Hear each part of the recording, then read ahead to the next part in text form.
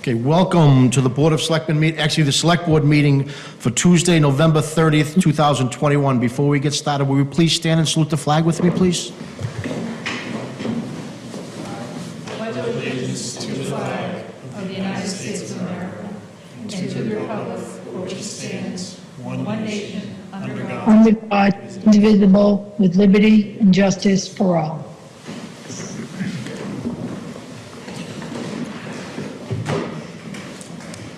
All right, and just for housekeeping, the Select Board is present.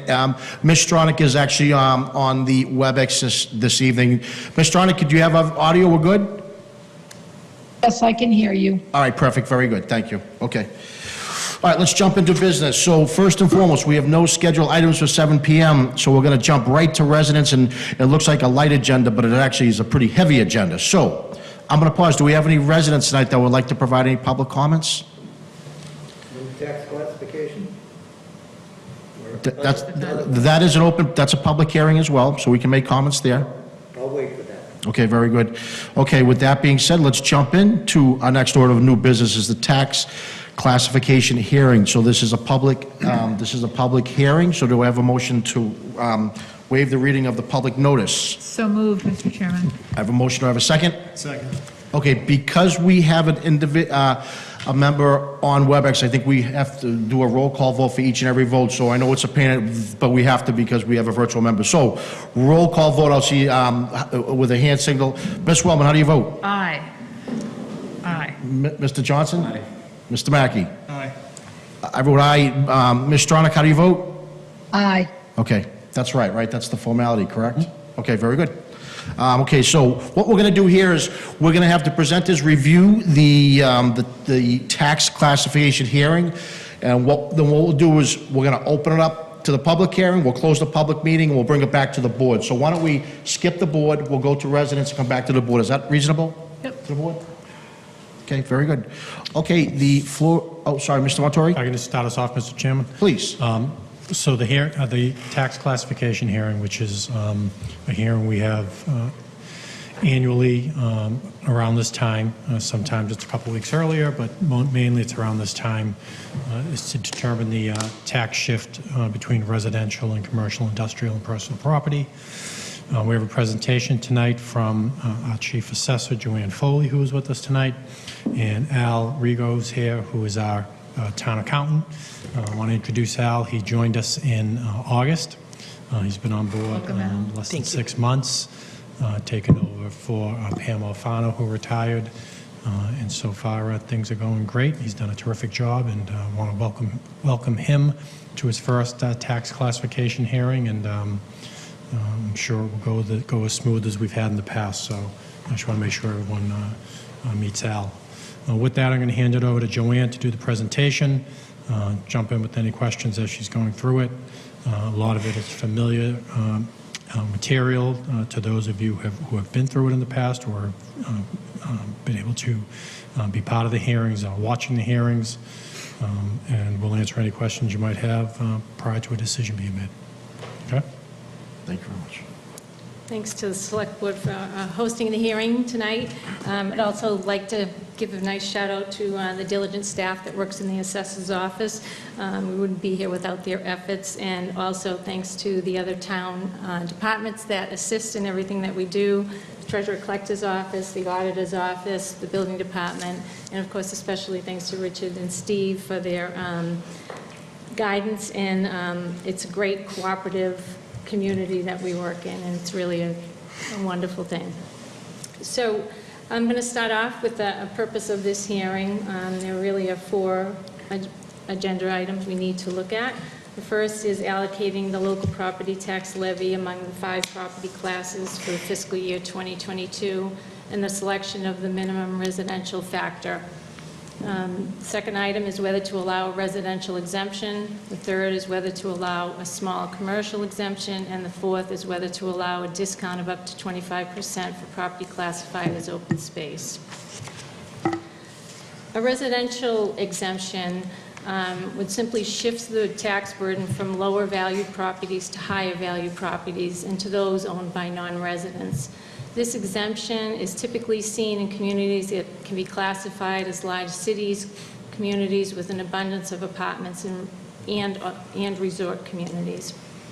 In 2021, there were 15 communities throughout the state that use a residential exemption, including Boston, Brookline, Everett, Malden, Nantucket, Somerville, and Waltham. Historically, the town of Tewksbury's board has voted no for residential exemptions. The small business exemption lowers the taxes on parcels occupied by small businesses and shifts those taxes to other commercial and industrial taxpayers. In 2021, 14 communities used this exemption, including Braintree, Seekonk, Swampscott, and Rentham. Again, the town of Tewksbury's board has typically voted no on small business exemptions. Open space discount would allow a discount of up to 25% for property classified as open space. This discount shifts the tax burden to the residential class. Currently, there is no land classified as open space in Tewksbury. Historically, the board has not granted a discount for property classified as open space. So what is the shift? The shift is shifting the tax rate moves the tax burden to be raised between the residential and open space classes and the commercial, industrial, and personal property classes.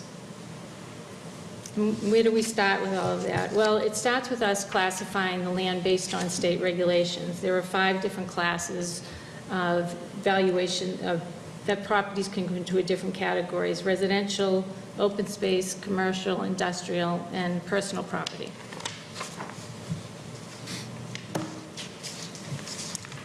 And then we start with some sales analysis. We processed 884 deeds last year. We take those deeds and then we go and qualify them as arm's length sale, or what we call qualified sale. And that would be a sale between a willing buyer and a willing seller with no unusual circumstances involved in the sale. And we went through that. For fiscal year 2022, we look at all the calendar year sales in 2020, from January to December. We had 266 single-family homes that qualified as an arm's length sale, 133 condominiums that qualified as arm's length sale, and 16 commercial and industrial sales. How do we determine if something's an arm's length sale? We send out sales questionnaires to purchasers. We have conversations with realtors, brokers, and developers. We make a physical visit to the property to ensure the data that we have on the property record card is correct for it.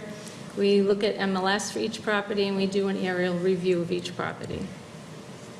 And then from that, we then analyze all that market data. We then make market adjustments to the values of the properties. The sales data is then also reviewed by the Department of Revenue. All our property values and counts are reviewed by the Department of Revenue, and all our property adjustments, including new growth, are reviewed by the Department of Revenue. So this is just a recap of where we were fiscal year 2021. You can see from fiscal year 20 to fiscal year 21 that the percent value of the average single-family home increased 5%, while its tax change was up 3.3%. The average residential condo increased in value by 1.1%, and its percent tax change was a negative 0.5. Average commercial increased by 0.8%, and the percent tax change was a negative 0.6. That's just a general recap of where we were last year. So to start it all off, we take a look at the levy, which is the amount of money the town can raise. So in fiscal year 21, our levy was $85 million. We add the 2.5%, which is about the $2.1 million, and then plus fiscal years 22 growth that was certified by the state, and that's 1.6, which gives us the $88.8 million. Then we add the town's debt exclusion, which is just around $12 million, which brings us to our new fiscal 22 levy limit of $100.8 million.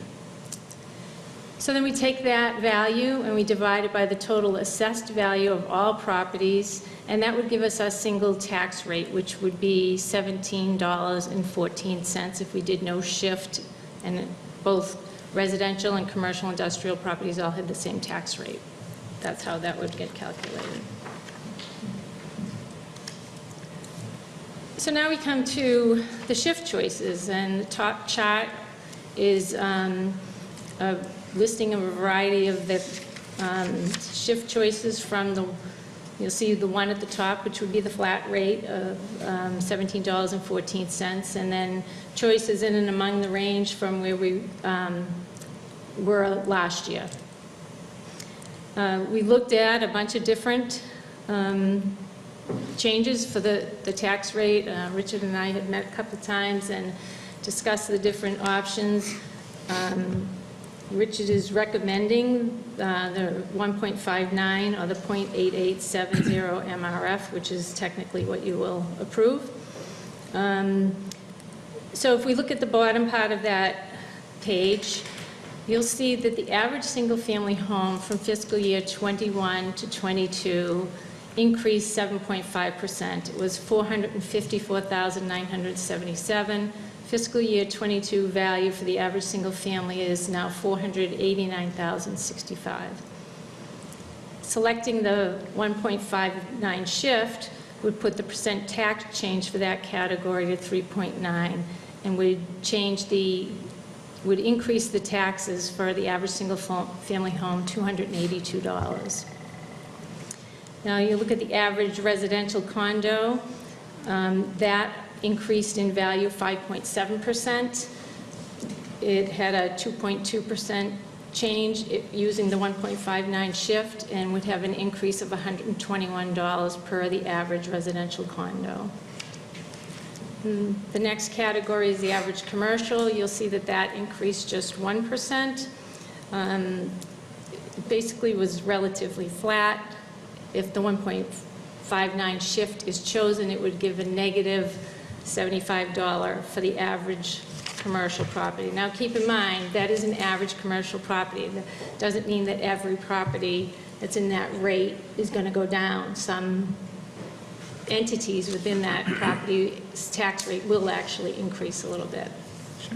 And this is the first year I actually split out the average industrial properties. Typically, we just report the commercial, and that's because typically the commercial and the industrial have followed in the same either increase or decrease categories together. But you can see this particular year that the industrial properties actually increased in value change 5.7, which is very unlike the commercial properties. They had a significant increase. A lot of warehouses selling higher.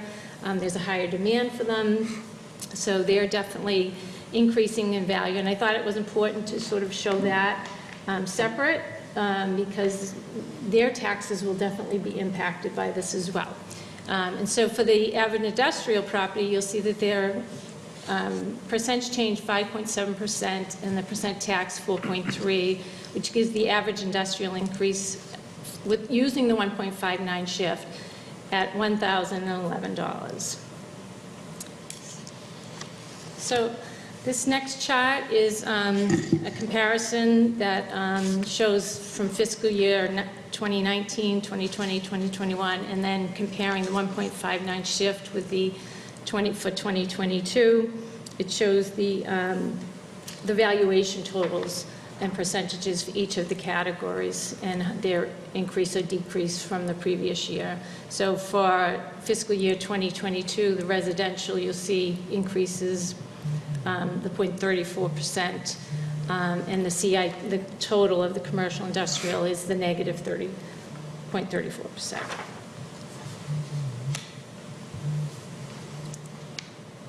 So the next page shows the average single-family homes, the average residential, basically a recap of what we had just seen in the previous screens with respect to the previous years, though, showing the fiscal year 19, 20, 21, the historical changes that have gone through, and also the average tax bill, how those have increased from year to year, showing that, in this year we'll have the percentages increases that we've discussed before. That's where you'll see I hadn't reported the average industrial before, so I did calculate that out for last year so that you can see that in the chart. So this pie chart shows the 2021 shift with what occurred with the shift when you selected the 1.56 shift versus how the pie of our tax burden looks without the shift. So on the right is the 2021. You'll see that the residential portion of valuation takes up 83.4% of the pie, and the CIP takes up 16.6%. Once we implemented the 1.56 shift, you'll see that the residential decreased to the 7410, and the CIP increased to the 2590. So looking at 2022, using the 1.59 shift, you'll see that without the shift, the residential portion was 83.92%, that's where we currently sit, and the CIP consumes 16.08%. If we look to do the 1.59 shift, that residential will change to 74.44, and the CIP will shift to the 25.56. I just wanted to mention here, too, that when we had looked at the variety of choices, we looked heavily at the 1.59 and the 1.60. And the reason I think we pretty much stuck with the 1.59 was because we weren't just considering this year's increases. We're looking at what's going to happen next year as well. Next year, while it's an early prediction, it is predicted that the trend of the residential valuation increases will heavily outweigh that of the commercial properties. All indications right now indicate that the average single-family home will probably be going up closer to like a 10% based on sales we've seen in 2021. We haven't validated all of that data yet. We don't really know where that will lie. It could come in even higher than that. There are some communities that are projecting they're going to have 12 to 15% increases. But in anticipating that, that's going to shift things before we even do a shift anyhow, just like this case, just like this year. So we felt that the 1.59 would be a good position for the town for this current year, along with the impact that's expected next year. Sorry, so this chart just gives the general history of the levy. You can see that this year's levy is at the getting higher and higher. No, it's calculated based on the previous year. Each of them are calculated based on the previous year's levy, plus the 2.5%, plus the new growth, and then debt exclusions. And this year, using the 1.59 shift for 2022, our excess levy capacity would be $13,884. And that just shows the averages there. Because everybody likes to do comparisons, and most communities do not have their taxes approved yet, so it's difficult to compare 2022 to other towns' 2022. There's probably only 2 surrounding communities that have their taxes approved at this point. So we typically include this chart just to show where Tewksbury's 2021 and 2022 values would fall, and both of them appear to be continue to be in the middle of the pack. So that brings us to the action that's required. Allocating the property tax levy among the 5 property classes for the fiscal year 2022 and the selection of the minimum residential factor. Town manager is recommending the MRF of 0.8870 or the 1.59 shift. Whether to allow a residential exemption, town manager recommends no. Whether to allow a small commercial exemption, town manager is recommending no. And whether to allow a discount of up to 25% of property classified as open space, and town manager is recommending no. And that concludes my information. All right, perfect, thank you. So this is a public hearing, so I want to pause before we kick it to the board. Is there any residents that would like to speak this evening? Please, in the microphone. And just name and address, please, for the record. Is this on?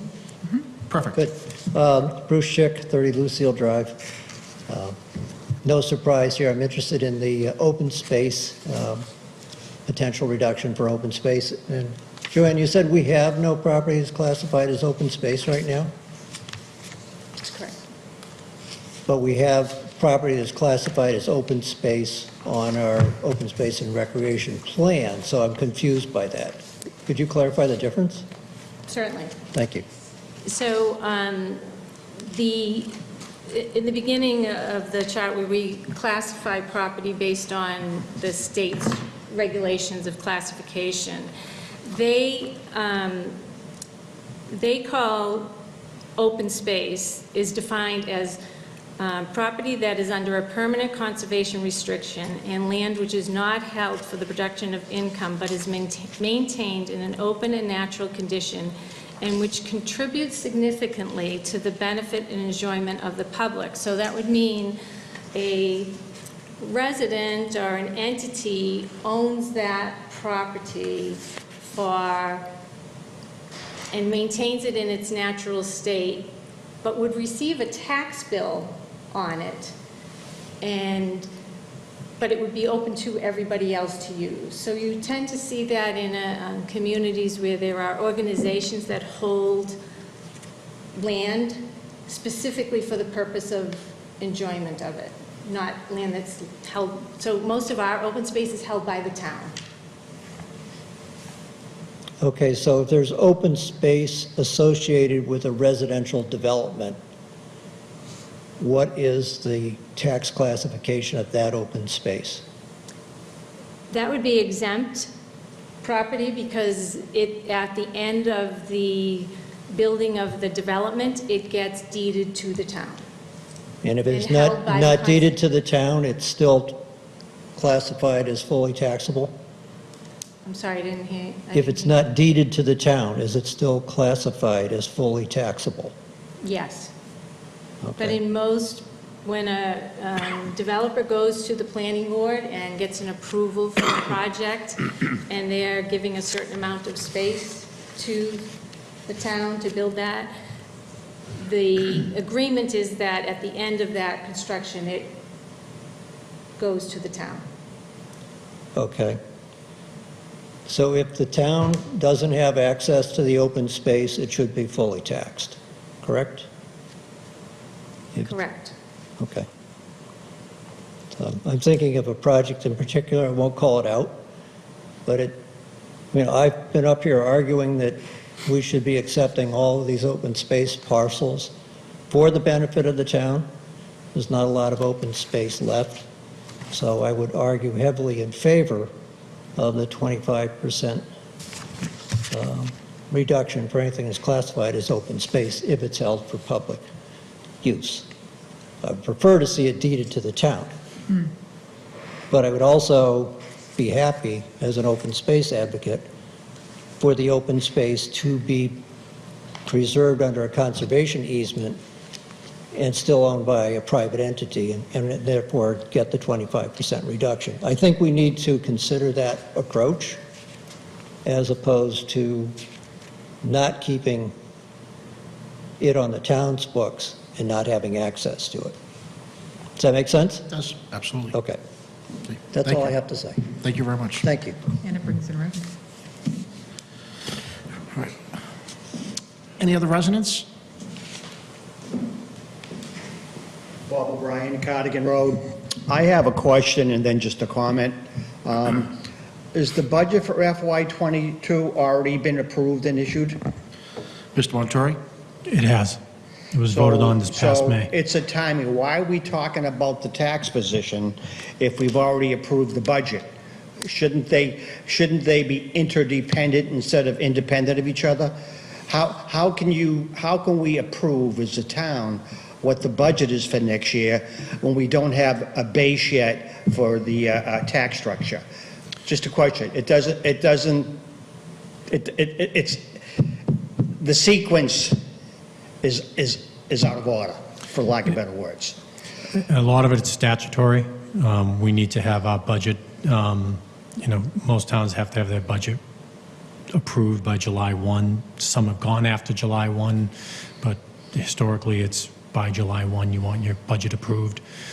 Historically, that happens in communities sometime in April and May. Some may do it a little earlier, but most are April, May. The tax rate doesn't get set until our values are updated and approved by the Department of Revenue. That doesn't happen until sometime September at best, and that's pushing it. And that's because Joanne does a good job getting the information to the Department of Revenue and making sure we get that done. So it's really timing and statutory guidelines that we follow that has this sequence in place. But I will tell you that when the budget is presented in January of each year by myself and the department heads, I do provide the best estimate I can on a tax impact. In this past year, for the budget that was brought forward in May, based on the current shift and values not increasing the 7.5% that they did, I projected an average increase in an average tax bill of $198. Then when we went to town meeting in October and made additional changes to the budget, I projected again based on values not increasing because we didn't know at the time, as well as the shift staying at 1.56, I projected a $45 increase based on what we were doing in the fall town meeting, and that brought the average tax bill up around $240 based on everything staying the same. So we do give an idea. Okay. See, I'm just thinking that you ask people to approve a budget in May, and then December, January, so thanks for approving that budget. Now you're getting whacked for $250, $300, and $400 a year in tax increases, and I think this guy, it's the horses before the cart, or the carts before the horse, whatever that expression is. The other question I have is there was a lot of charts and graphs there for us to understand in about a 10-minute presentation. The question I have is, what can we do to reduce the tax burden on the little guys? The little guys, I mean the residents and the small businesses. We want to encourage, the pizza shops, the restaurants, the hair salons, everything, the pet store, everything like that. What can we do to reduce the burden on them, to encourage them to possibly lower their prices and bring more people into giving them business, and somehow redirect some of the increased tax burdens to the big guys, the commercial industrial complexes, the office complexes, and what I liked is the non-residential apartment buildings. They're taking a much larger and larger presence in town, and a lot of the costs attributed to those large apartment complexes are being passed on, in my opinion, to the local resident. So why can't those large apartment complexes get a different levy than you have right now, and pass some of the costs away from the little guy, which is the residents and the small businesses, to the bigger people? And I think that would be, there's a lot of numbers and graph up there, but I'm not really concerned about what we've done historically. I'm more concerned about what we can do moving forward, because I think that makes sense to me. So thank you for your time. Thank you. Mr. Montori, I don't know if you want to comment. I know it's come up in the past for apartments in particular. Yep.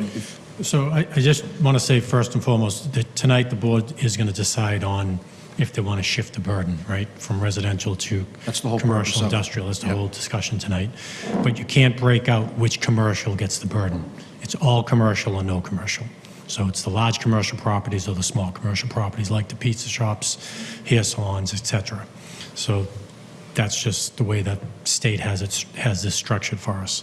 But in regard to the apartment complexes that Mr. O'Brien brought up, and we've had this discussion with board members, none of us disagree with that. But right now, the state statute doesn't allow us to classify them as commercial properties. We can only classify them as residential properties and tax them the same as you would everyone's single-family home or condominium. I think, and I would recommend that we talk more about this in the future, but we should talk to our delegation, and we should think about trying to change the statute that these larger commercial developments that are rentals should be taxed as commercial properties. That would shift burden more. And it's something that's been problematic for many years, but as these developments are impacting communities more and more, I think that makes all the sense in the world. So I think to take away, like you said, all. So I agree with you, Bob. Yep. Yeah, so I'm sorry, I'm back, but Go ahead. when I read, so what is a small commercial exemption then? You know, whether to allow a small commercial exemption. Why we ask that question if statutory doesn't allow it? What is a small commercial exemption? So to qualify under the regulations, it would be businesses that have an average annual employment of no more than 10 people and an assessed valuation of less than $1 million. So they would have to, so it doesn't help a small commercial business that doesn't own the property. They have to own a property, have to have under 10 people annually, and the assessed value of the property has to be under $1 million, and then a small commercial exemption could apply.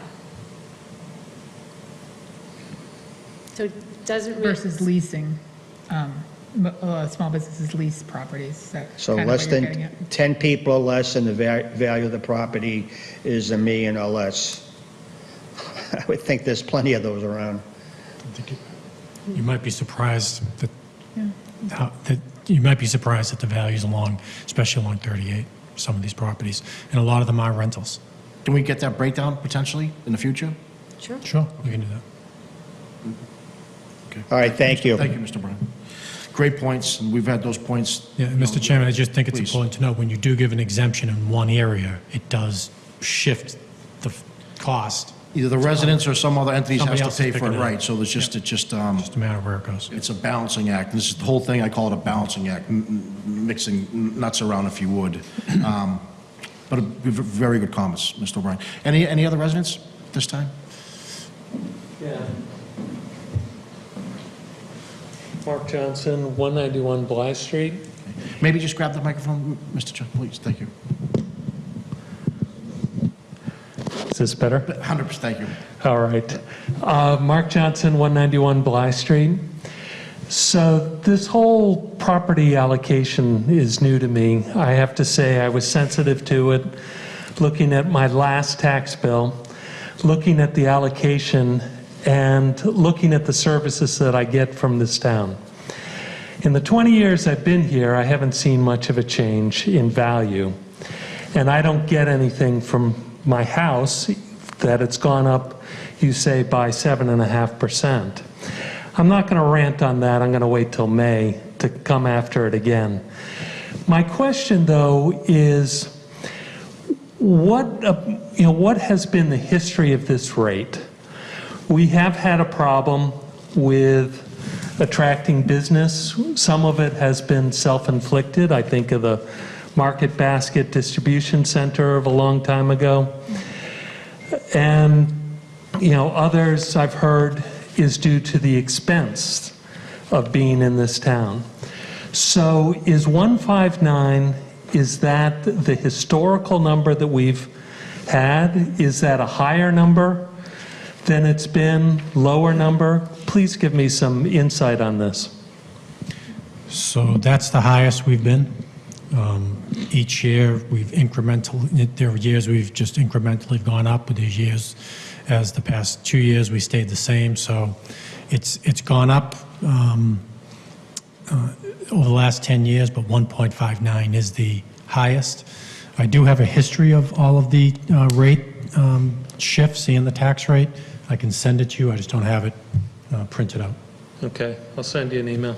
Yeah, I can send you, I have a whole spreadsheet I can send Mr. you. Montori, just to add to that, though, it's not just about the rate of 1.59, because every time the property is revalued, the percentage increase is going to change between residential, commercial, industrial, condominium. Correct. So we weigh that in the assessment each time we look at this. So We do. the values might go up, we might go to a lower rate on the split just to Correct. offset things. So you can't just look at one, you have to look at all. No, and I'll send you the history of all of our values and the percentage of our values that, I have a spreadsheet that goes back to 2010. And we had this discussion, the chairman and I had this discussion earlier this evening that, there's the tax levy is set when we set our budget and what we need to fund our budget in town. And that's what we need to collect in taxes. So if your value of your house goes down, the tax rate's going to most likely go up. And when the tax rate goes down, that means your values are going up. So you can't just look at the tax rate and say, oh, taxes in that town are low. You can go to a community, one of the more wealthy communities, and they'll probably have a lower tax rate than we do, but the values are probably twice the home values that we have. So you really have to look at, Mr. Johnson said, both in each given year. This board in the past has moved the shift the other way from moving towards commercial. In one year, they did move it back towards property because commercials were taking such a hard hit in their sector. So this board really has managed the shift very well, allowing for, looking at, a balance between both. To ensure that we continue to attract businesses to this community, don't stop them from coming to the community, and ensuring that residents aren't burdened too much. And I know it may seem like a great idea to automatically go to the furthest part of the shift, which is 1.75. But once you go there, you can't go anywhere else. And there are communities right now that are struggling with 7.5% to 8.5% increases in value. They're at the 1.75 shift, and they can't go anywhere. This board has set this up in the past to manage it properly, that we can adjust to make sure the impacts aren't that bad. So really it's something it's something that, I know it was said earlier, there's a lot of graphs and a lot of nice pictures on this presentation, but more goes into it. This board reviews a lot of history of our tax shift, values, taxes. They weigh whether this is fair amongst all classes, so we don't hurt businesses too much and discourage businesses. But a lot does go into this. Okay, any other residents at this time? All right, seeing none, do I have a motion to close the public hearing? So moved, Mr. I have a motion, and do I have a second? Second. Okay, roll call vote. Ms. Wellman, how do you vote? Aye. I'll vote aye. Mr. Johnson? Aye. Mr. Mackey? Aye. Ms. Stronach? Aye. Okay, very good. All right, now we're going to bring it back to the board. So, how about Mr. Mackey? Want to start things off? Thank you, Mr. Chairman. So, we've heard a lot of good conversation. This hearing really isn't a solution, as it was brought up earlier. The number we're trying to get to was predetermined. Now we're just kind of, as you said earlier, balancing act, seeing what moves where. Having met with the town manager and staff and going through these numbers, 159 seems appropriate, especially on the explanation he's just given for history. There may be an argument for going to a 1.6, but again, it's that balancing act of not putting too much burden on businesses and not where's the burden go? Does it go to businesses? Does it go to residents? And for that, I don't have a good answer. I think it is somewhere between 159 and 1.6, but that's all I've got. Okay, thank you. How about Mr. Johnson? Sure, thank you, Mr. Chairman. I have a few questions for our assessor, but before I get to those, I want to recognize and acknowledge the three residents rather, who offered their comments, because this is one of the things that I take most seriously as a selectman or a board member, select board member. And I think I probably have sat through, with the exception of Mrs. Stronach, more of these hearings than anybody else in recent years. And this is a balancing act, to use your phrase, Mr. Mackey. So it's not a perfect system. And I think the comments and observations that were offered by the 3 residents who spoke are spot on. And I wrestle with those every time I look at this information, because there's not an easy pathway. The frustrations that we have because of the statutory scheme that we have to abide by, raise questions of why should a big box national store pay the same commercial rate as the local pizza shop who's probably my next door neighbor. There's a big difference in how those 2 businesses operate, yet the decision that I have to make for our community tonight and have in years past sets only one commercial tax rate. We start here in our town with the premise that we're splitting the rate. We don't have to do that. We historically have made that choice.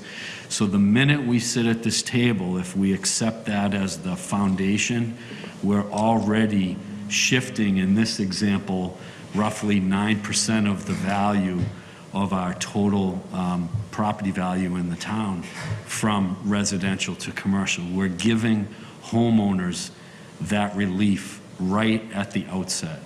And while that might not be what people feel is enough or acceptable, within the framework of what we have to work with, I believe it's an appropriate approach or balancing that we try to achieve.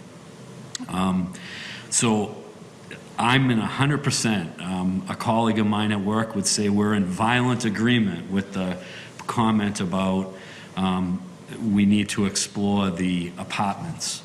I view them as commercial property. I don't see them as residential.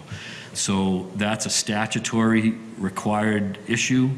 We need to reach out and press our delegation to advance that topic. Unfortunately, it's not a local issue. It's something that has to be dealt with on a statewide level. So that's not an easy thing to achieve. But on a foundational or principle basis, I'm 100% in agreement on that. And I think in the last few years in particular, we've come to realize the impact that potentially has on our community. So we need to advance that discussion. So those are my comments, but I have some questions. And one of them you answered for me in advance, but I want to ask it because I think it's important for the folks who are paying attention to this topic to hear as well. And Mr. Mackey made the observation of, it could be 159, it could be 160. Some might argue it could be a different number, but one of my concerns is, and it was referenced by Mr. Montori, is about what do we do next year?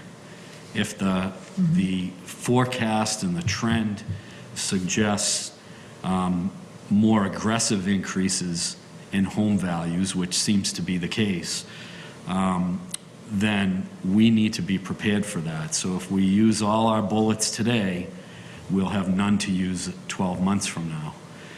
So I'm concerned about that. But on the point is we're using 2020 sales data for this hearing and this valuation. So my question of you is 2020 was one of the most unusual years in our country's history because of COVID.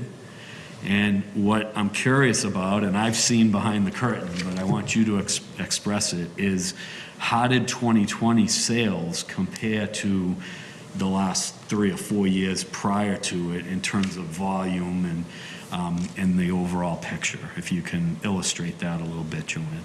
Certainly. They were astoundingly high to all of us. I think at the beginning of the pandemic, most of us thought we probably would not have very many sales. First of all, we thought people would stay put, thought prices might hang steady because people weren't doing things. Proved to be quite the contrary. Every day we would see new listings go up and there were bidding wars for them. There were a lot of people looking to move to the country. I think it even surprised a lot of the experts with respect to what really took place in the pandemic. I think we had originally thought that it was going to be a good year, but once the pandemic hit, I think everybody thought things would pretty much stall out, and that was not the case. They continued to increase. There was also talk that there probably wouldn't be a lot of houses on the market, which would cause that bidding war type of thing. While we didn't see astronomical amounts of houses for sale in the spring, it certainly made up for it beyond that. So the number of sales was still very high for a typical year, and the prices were high. Just a little bit further for 2021, I could tell you in my office on a daily basis, we would say, oh, look at that house, look what it's listed for in 2021. And we would be like, they're never going to get that. There's no way someone's going to pay that. And it continues to increase. I mean, we've seen some houses, granted, there's a lag time, selling for $100,000 above what we have it assessed at. And yes, that's 2 market changes for us, but that's astronomical. That's really a high jump for us. No, I appreciate that. And if my recollection is correct, one of the things that I focused on was the number of residential sales was pretty consistent from 2020 to prior years, which would have, it's counterintuitive if you think about it. But what I think that presents is more evidence of there's more to come. We have a lot of, pent-up demand for sales, and they continue to exhibit that trend. So just a couple other things I want to comment on. One's a question for you. You mentioned in your presentation that you go through the process of determining all the value and reviewing the sales and which ones are arm's length, et cetera. And that's approved by DOR. So just one thing I want to validate is, has that been approved by DOR before you come here tonight and present it to us, or is that part of the overall approval after we determine the rate? No, so all of that has been approved, which gets us to the point of what the percentages are for the residential versus the commercial, all of that. We wouldn't be able to present all of this unless we were certified by the DOR on all those values at this point. So the floor that we're working from is a solid floor. Is solid. That's what I wanted to validate. Okay. And so two other points, and then I'll cede my time to the chairman and the next board member. But one thing that shouldn't be lost on everyone with respect to the levy is we've had added $12 million approximately of debt excluded obligations, right? So to me, that's about quality of life. Those are choices that we collectively have made. It plays into this picture. We cannot forget that, right? People go to town meeting, and in many cases, they've gone to the ballot, and they've supported the construction or exclusion of debt and raised their taxes and everyone else's taxes to pay for certain items, whether that be a high school or an elementary school or a fire station, or I've been involved with the senior center and the library and the South Fire Station along the way. So all of those things are about our quality of life. We have all supported those things. And you can't go and vote for those and pay for those and support those and then come here tonight and look at this picture and regret that purchase. We made the decision and we supported it, and our community, in my opinion, is better off for those choices. But we can't ignore that component within the context of this discussion. There's a definite impact on what we pay for our property taxes as a result of those decisions. And we can't pick and choose when to think that's good and when to think it's bad.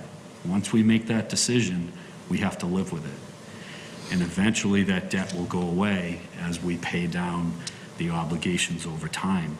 But I think as a community, we tend to be selective in our memory.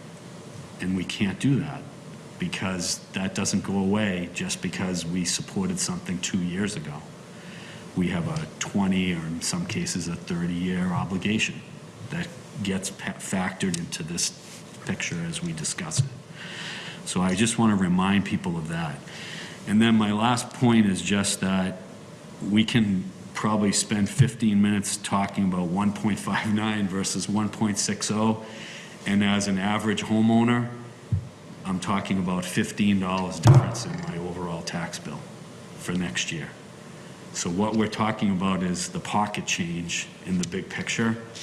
And my opinion is to play it safe and save our bullets for next year, because we're heading towards what I believe is the need to take more aggressive steps.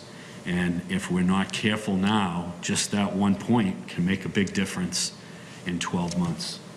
So I'm inclined to follow the town manager's recommendation. I wouldn't lose a minute's sleep if this board said we want to go to 1.6. But just having had the opportunity over many years to look at this picture, I think the balance is the right balance at 1.59. And I'll stop there. Thank you. Very good insight, Mr. Johnson, as usual. How about Ms. Stronach? Thank you so much, Mr. Chairman, and my apologies for not being able to be there in person tonight. I just want to say that similar to the comments that were made by both Selectman Mackey and Select Person Mackey and Select Person Johnston, this is something I take incredibly seriously and really spend quite a bit of time reviewing this. I do want to thank Joanne and her team, as well as the town manager and his team, and welcome our new financial person on board, to say that this is incredibly impactful in a way. And I couldn't agree with the comments made by Mr. Johnson in terms of how this impacts everyone and how we do this split and how it has varied over the years that I have been making this decision. And I think that we have been thoughtful in the way that we've made those shifts. And I have reviewed the information and I appreciate it. And my vote will be to support the 1.59 that is put forward by the town manager and by Assessor Foley. And more importantly, to the comment about, maybe 1.5916, I too think that we have to always look at the long game. I sound like a broken record. I'm going to say it again, though. The way COVID is impacting us from year to year has dealt us hands that we have hopefully worked to prepare for, but we can't, so much is unforeseen. So I would rather be a little bit more cautious, although because I don't think it's going to make a huge difference to go to 1.6. So that's my comments, Mr. Chairman, and I just want to thank everybody for their comments. And I really did appreciate the residents' points of view, and I don't disagree with the commercial properties that they're talking about either, but unfortunately, we don't have local control of that. That's all, Mr. Chairman. Thank you. Thank you. How about Ms. Wellman? Thank you, Mr. Chairman. Thank you, Ms. Foley, Mr. Rego, for your work and your team's work. Every year you guys do a tremendous job, and I know some of the work that goes into it, it's long. It starts January 1st, right? And Sweet. It goes the whole year. So it's a lot. I appreciate all of the information you've sent us over the last couple of weeks. I've been reviewing them. And I want to say that I concur with my colleagues, and I would like to thank the residents who did come tonight and spoke tonight and gave us their feedback. It's important that you're involved in the town, so you're to be congratulated and thanked for coming forward and giving us your opinion. It's really important. I've sat in those seats, and I encourage you to stay involved. Mr. Johnson asked most of the questions I had, so thank you for that, and he did a great job. When is our next revaluation year? 2025, So we have a little time. yes, So that's some good news. yes. And I think also that the 2021 valuations will be high, possibly higher than 2020 because the sales have been continuous for the full year, not that little short period where we didn't see a lot going on in 2020. So I think we will continue to see higher valuations, and we do have neighboring towns that have the maximum shift. And they have had that maximum shift for years, and it went even higher at one point during the recession. And it's very painful when they experience those increases. And so those small changes are the little wrenches and, tools that we have to provide relief where we can. But it makes it expensive for the businesses in those towns.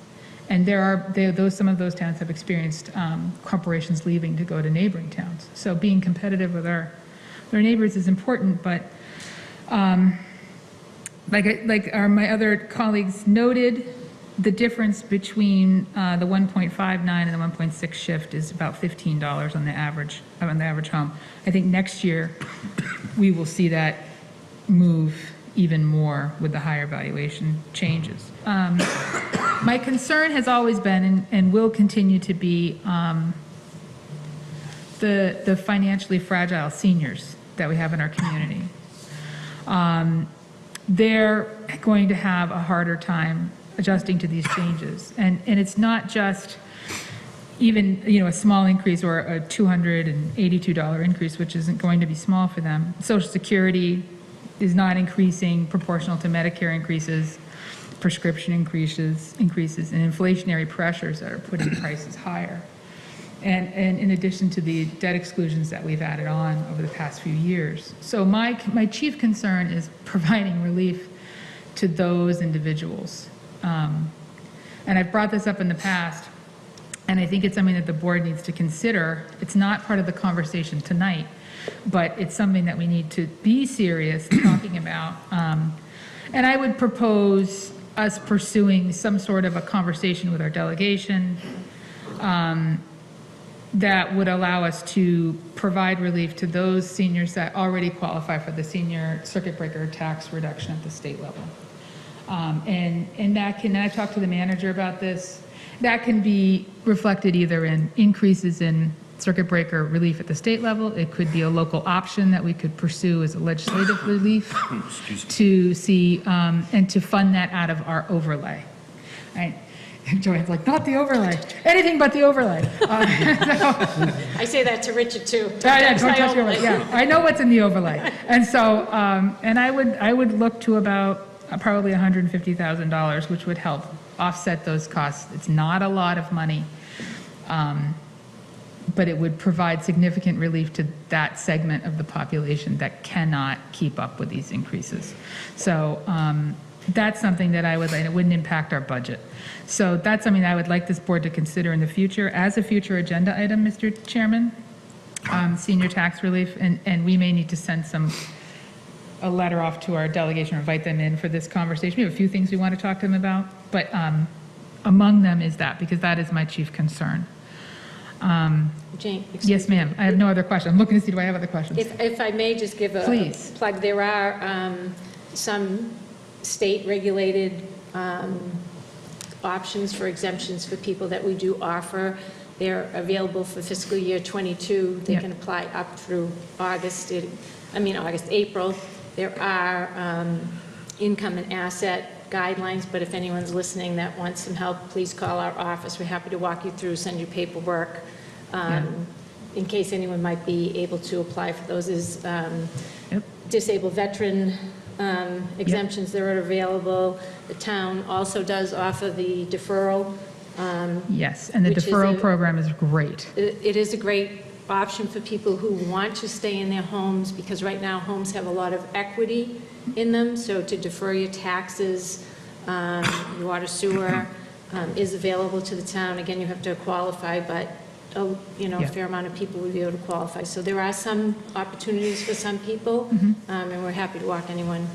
No, that's fantastic, and I know our press will do a great job of putting links or information like that. My concern is folks that are not, I think of my mother. I okay, when I think of some of the things, we're not going on a website to try and figure some of this stuff out. And our senior center does an excellent job of reaching out to folks, and we can find more ways to do that. I think that would be great through the mail. So, I did actually have another question. What about agriculturally classified land? How does that get taxed? So there are some properties that qualify for what's called the 61A, a chapter land, which many of the agricultural properties qualify, and they get a discount on their valuation if they qualify under that Okay. property. And then then it would be taxed at the commercial rate. Okay, okay.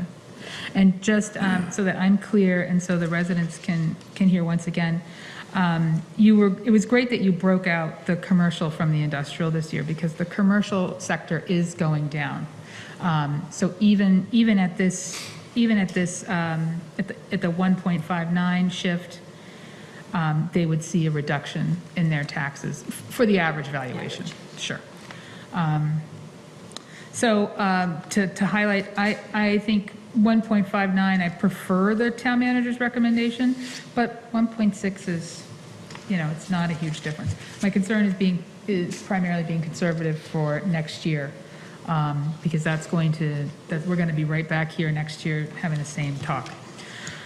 Thank you very much for all your work. I appreciate it. Thank you, Mr. Chairman. Okay, perfect, all right. Hopefully, I'm not going to repeat too much, but great conversations had by all. And Jane, first off, you hit the debt exclusion. The debt exclusion is we have 3 debt exclusions in town, and that's a major. We have the numbers here. Was it north of $11 million? And that factors in the overall, cost. So we just have to be very. We voted it in, and that's a huge impact to the overall budget, and us setting at the levy rate as high as we can as a community, as a town. So we have to really, that was a good call by Mr. Johnson. Ms. Wellman brought a great point about the seniors. Their houses' value go up 5%, 10%, 15%. So what? It's not like they have money unless they get creative and do a reverse mortgage or take equity out of the house, which isn't right either. So I think those are the most vulnerable in our community, where how do they come up with the additional dollars with everything being net neutral? They don't get an increase in Social Security or Medicaid or what have you. So I do take a hard, look hard of who can afford it, who can't. We're never going to be satisfied until our taxes are zero. So I just always want to preference that to residents. And I'm pretty tough when it comes to this type of stuff. Historically, I lean towards the residents, and I'd be more aggressive, but I think we have the temperature of the board. And all good points. There's no one's right or wrong. This is all a big piece of the pie, and we have to get creative and shift and talk through our decision-making, but it's important to hear our thought process, I think, and that's what I'm trying to share, because it is ironic sometimes when we go to town meeting and we don't get a car wash approved, we don't get a coffee shop approved, or a medical marijuana facility that can bring in additional revenue, and then we're here. I always say, as a select member, I'm going to get that wrong for a little bit. It's no big deal. Right. It's fine. Right, as a select member, we changed the name.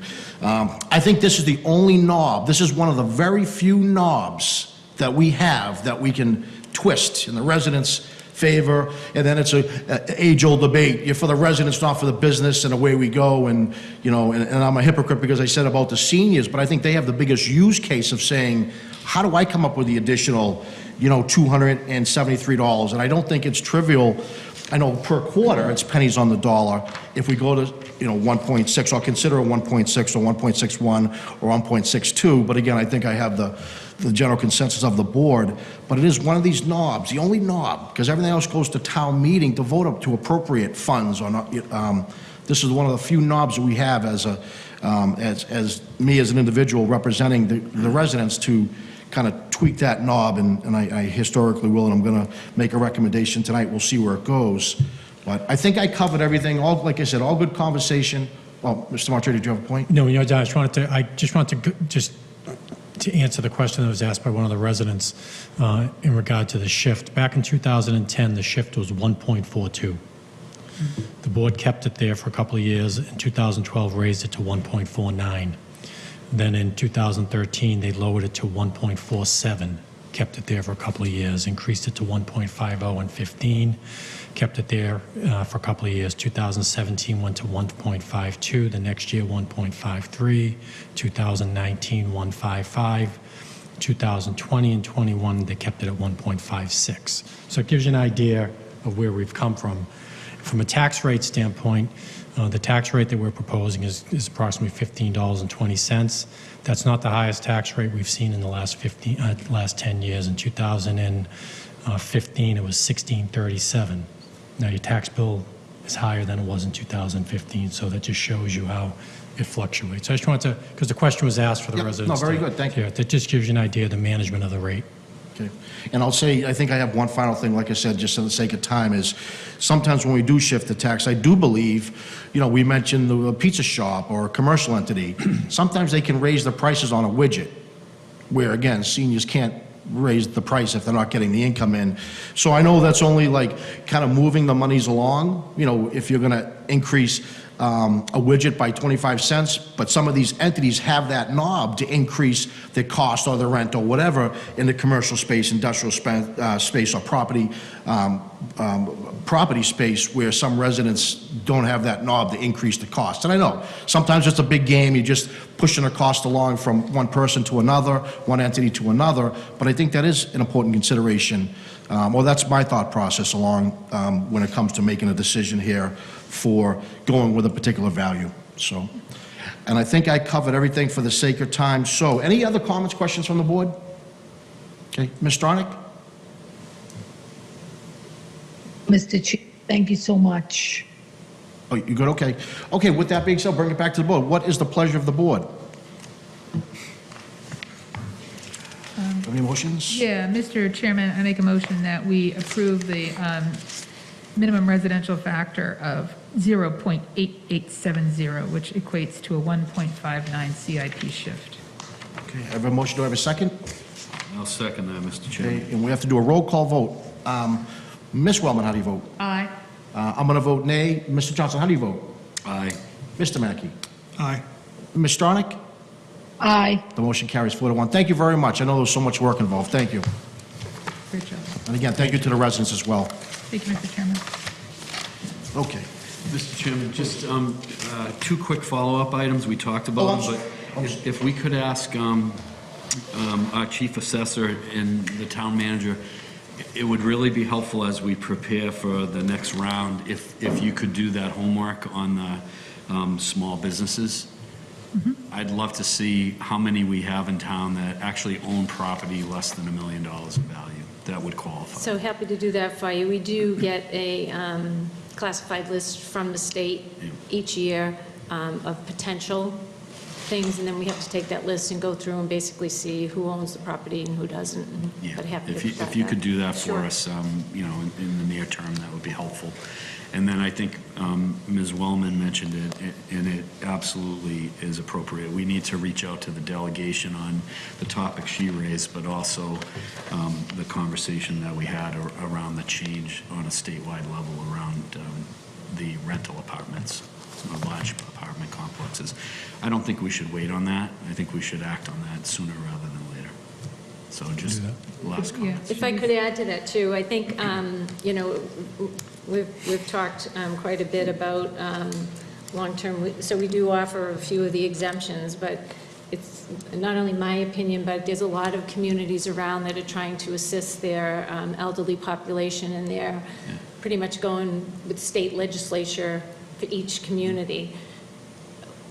To me, it would be a wiser approach if the state were to modify what they have so that it keeps up with the times and the amounts and things like that roll correctly, and they help with the state reimbursement of that. And that helps to keep the plans open to a wider category potential rather than everybody hitting the state legislature, which is with their own legislation, something that's a little bit broader that covers it for a lot of communities, which is similar to what you had talked about. But Yeah. Well, and to your point, Mr. Chairman, if Please, that's all right. that's fine. I know that a lot of towns are pursuing special acts, and I think that the assessors professional group organization is making a recommendation on one or two. I don't know if the group has come down with one, but I know there's some work out there to do that, and so I think that would be worth pursuing. But I think that if we can do something where we can basically fund it ourselves, I agree the state should keep up with this stuff, but they lag, and if we can make an adjustment here locally and impact people faster, I'd like to see that too. So, and I thank you again for all of your other relief listings. So, Okay, we do have additional business. I jumped the gun. We do have 3 additional votes associated with the tax hearing. thank you very much. Sorry, thought we were done. We're close. I think this might be a formality, these ones, but what's the pleasure? We do, like I said, we have 3 more points that we do need to make a vote on, an official vote on. So how about the first one, whether to allow the residential exception? Mr. Chairman, I make a motion that we do not allow a residential exception. I have a motion. I have a second. Second. Okay, roll call vote. Ms. Wellman. Aye. I vote aye as well. Mr. Johnson? Aye. Mr. Mackey? Aye. Ms. Stronach? Aye. Okay, and next?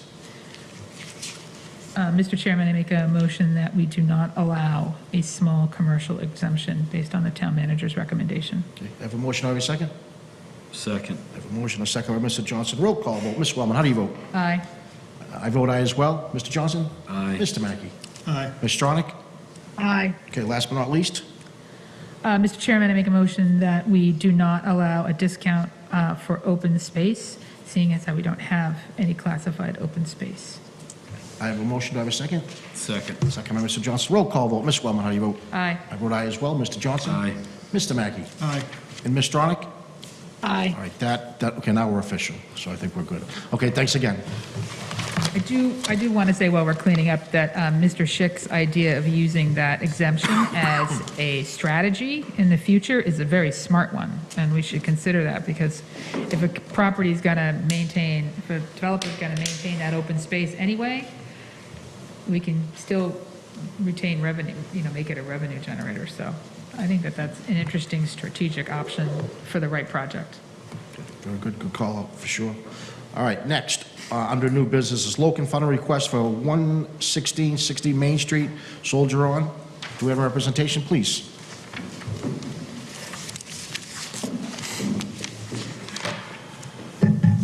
Thank you, folks, and the chairman and board, and really everybody in the community in Tewksbury, which has so far graciously supported the development of the 21 units of veterans housing at 1660 Main Street.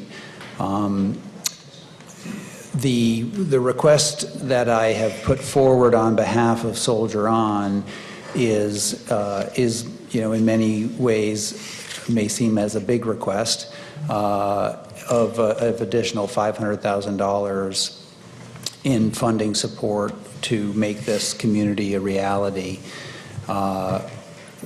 I guess I would say that, as is the case with many people across the nation and the world, really, COVID has had its impact. And those underserved among us, that impact has been felt greatly, but so has the impact of construction costs, supply chain issues, and everything else. And I may remind that I had mentioned the ask that we proposed to the state for the leveraging of state funds to make this development a reality was and is over their typical ask in terms of on a per unit basis. But that is sadly the case with almost every supportive housing program in the country, is that you tend to have to push the limits on what agencies are going to be able to fund. And in this case, we're pushing the limit. It becomes especially acute when you have a small scale development, which I think fits the community of Tewksbury. It fits also the property that was provided. And even in that respect, we've proposed and gotten permitted the 21 units while I think initially there was contemplation of far fewer units on the site, but the economics of providing and running a property like this really begs that scale. But even with the scale of 21 units, we're in a position where we are facing costs and essentially the request of the state to go back and see if there were some American Recovery Act dollars that might be able to help out. We understand that that is not the case, but we also, as I was doing more homework on the Affordable Housing Trust in town, I know that there is a range, and that I believe the $40,000 a unit of combined support is within that range that has been contemplated by the trust. Okay, very good. All right, what I'll do is let's open it up to the board for questions. So how about Ms. Wellman? Thank you, Mr. Chairman. Thank you for bringing this forward. It's nice to see you in person. I think the last time we spoke with you was a virtual meeting, so that's a nice change. I have some concerns. You sent in a proposed budget, which I think is good. In your proposed budget, Soldier On Foundation is contributing $100,000 to this project. And you're asking for $850,000 from our Affordable Housing Trust, is that correct? That's right. Yep. And then you have a number of other funding sources. So before I'm comfortable accessing those funds, I'd be more interested to see some audited financials from your organization for previous projects, your annual maintenance budgets, your bank accounts. We get a lot more information for an alcohol license than we've gotten from you for this project. And I think I support your project wholeheartedly. I think that, and I did previously, I think this is a good use of this funding. Sure. But I need more information before I'm comfortable with that payment toward this project. And that's what I'm just looking for. I'm sure you have that information. I'd just like to have that brought forward so we could review that. No, fair, absolutely. The time frame, and it is of no problem at all to provide that, the audited financials as well as the budget, operating budget that you've requested. I mean, as you can see from the track record in the past, and obviously seeking over $4 million from the state for this development, we will be putting together what the state calls a one-stop application, which is due on the 9th, which will have all that information and more. And I am, happy to provide that even tomorrow to allay any concerns on that. It's due December 9th. December 9th is, and again, that is when the application is due. The request of the state to seek additional funds does not, should that request not be voted on tonight or approved, it does not preclude us from putting our application in. It just is it's really a function of everybody under the same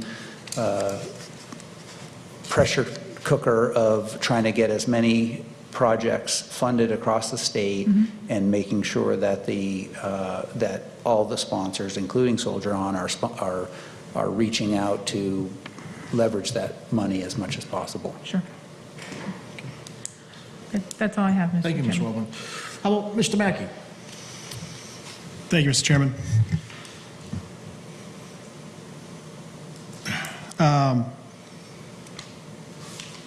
Very, very supportive. I spoke very strongly the last time you guys were here. I'm a big fan of the work you do. I'm a big fan of this type of project, and I'm a big fan that it's coming into Experian. You guys were able to get that land. I'm happy we were able to help initially.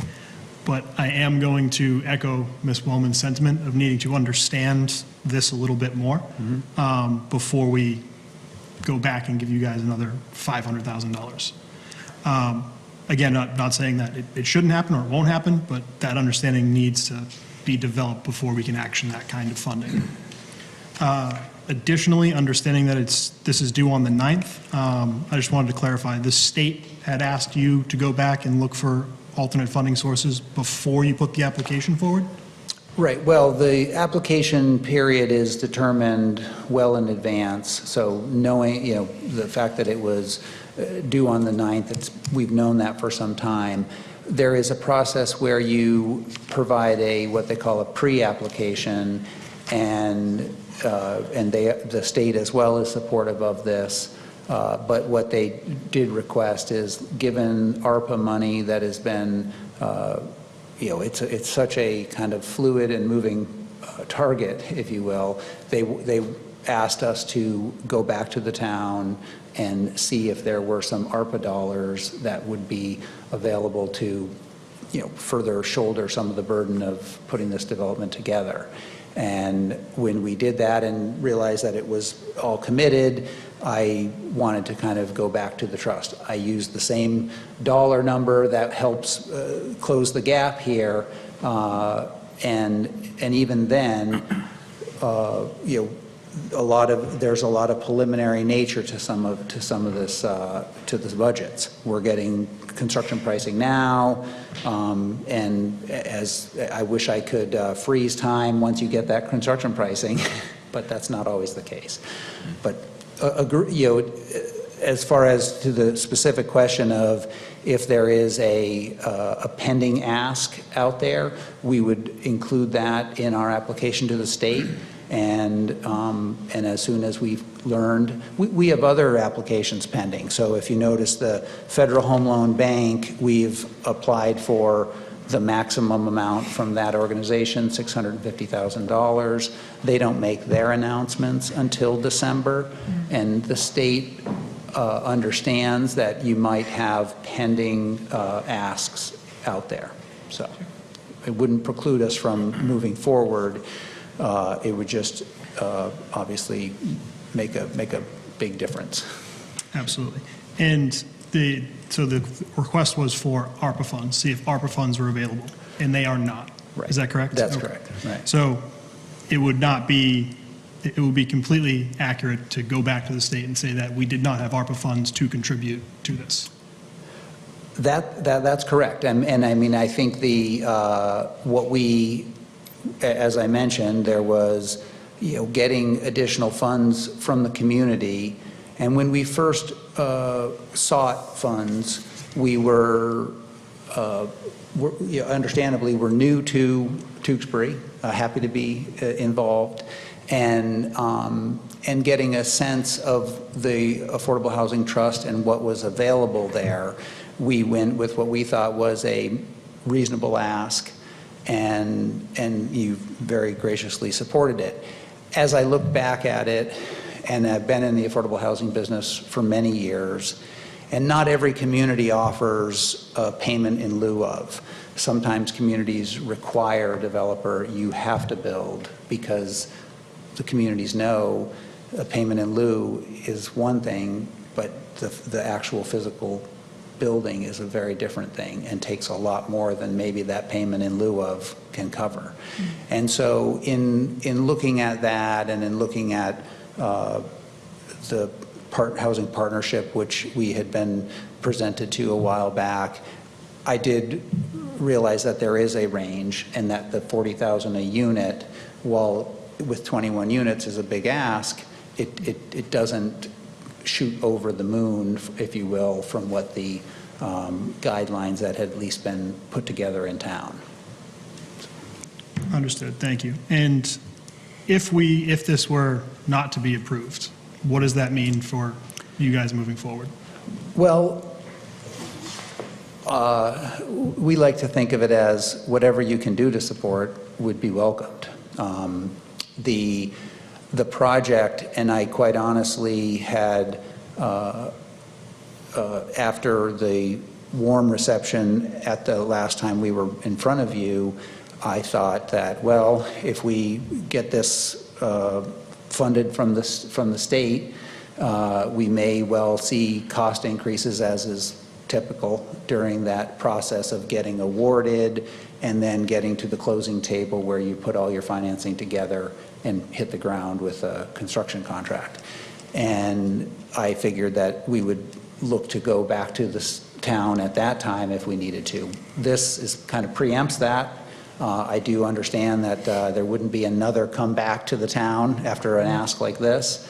And should this not be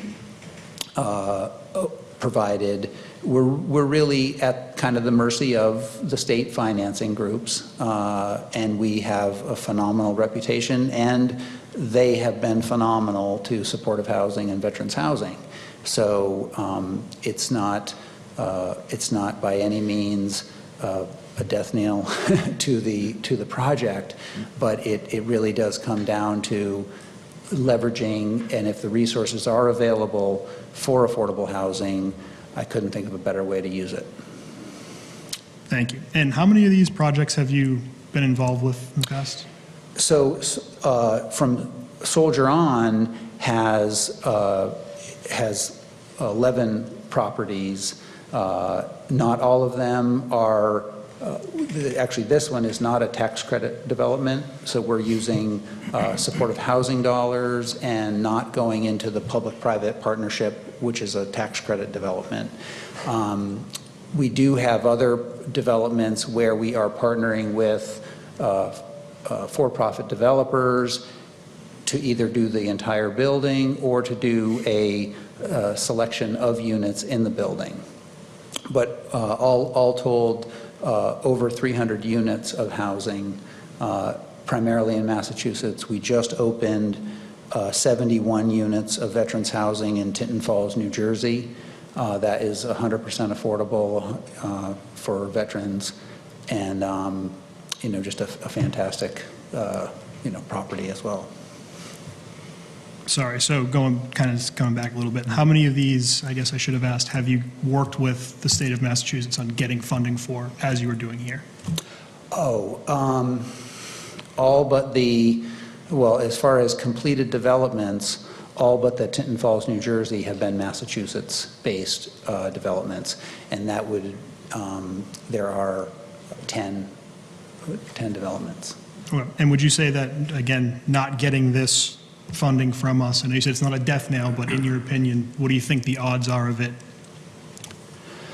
slowing this project? Or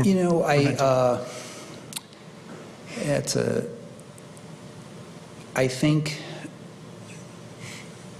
what we often will have to do is value engineer a property where you may have to do a little less in terms of the amenities, or do a little less to kind of get the thing across the finish line.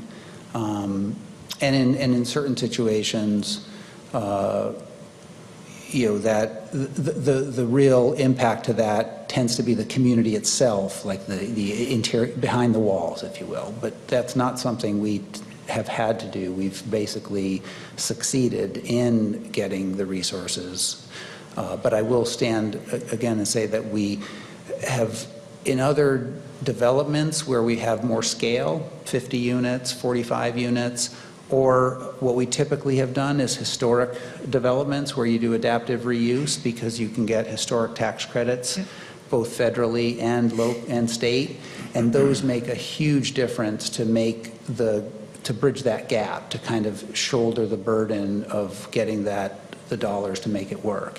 In this case, it's a ground up site, and we don't have that. So that's worth 20% of the development cost right there that we need to kind of, go elsewhere for.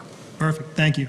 I won't speak for my fellow board members, but I would say that I would be far more comfortable not approving this here and now. And if you get into a situation where you have to value engineer and the future residents of this property would be at a less nice or would have less amenities, that is something that I would like to explore additional funding for. But in the immediate, I would again go back to Ms. Wellman's request, assess what's going on, get a better picture of that, and hopefully you can push forward with the funding that's already been provided and go back to what you had mentioned as a stopgap in the future where we're not losing that stopgap now.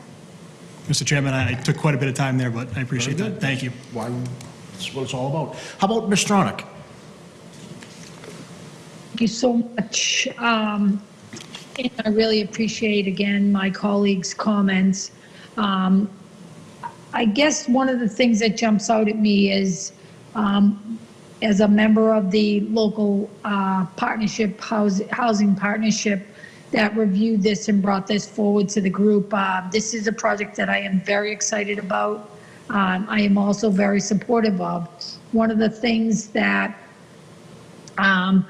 when we first put this forward, it was what we considered quite a bit of money out of the trust fund. And I guess to say, okay, they're asking for ARPA money, they don't have ARPA money. And you just described to me that after further review of our housing partnership, which means that you may have looked into what our balance is of, I realize that we have a balance, and I do understand that this is a good use of that money. However, it was, one of the things that we were looking at was that this project be used just for local veterans, and I know that that is not something that we can request.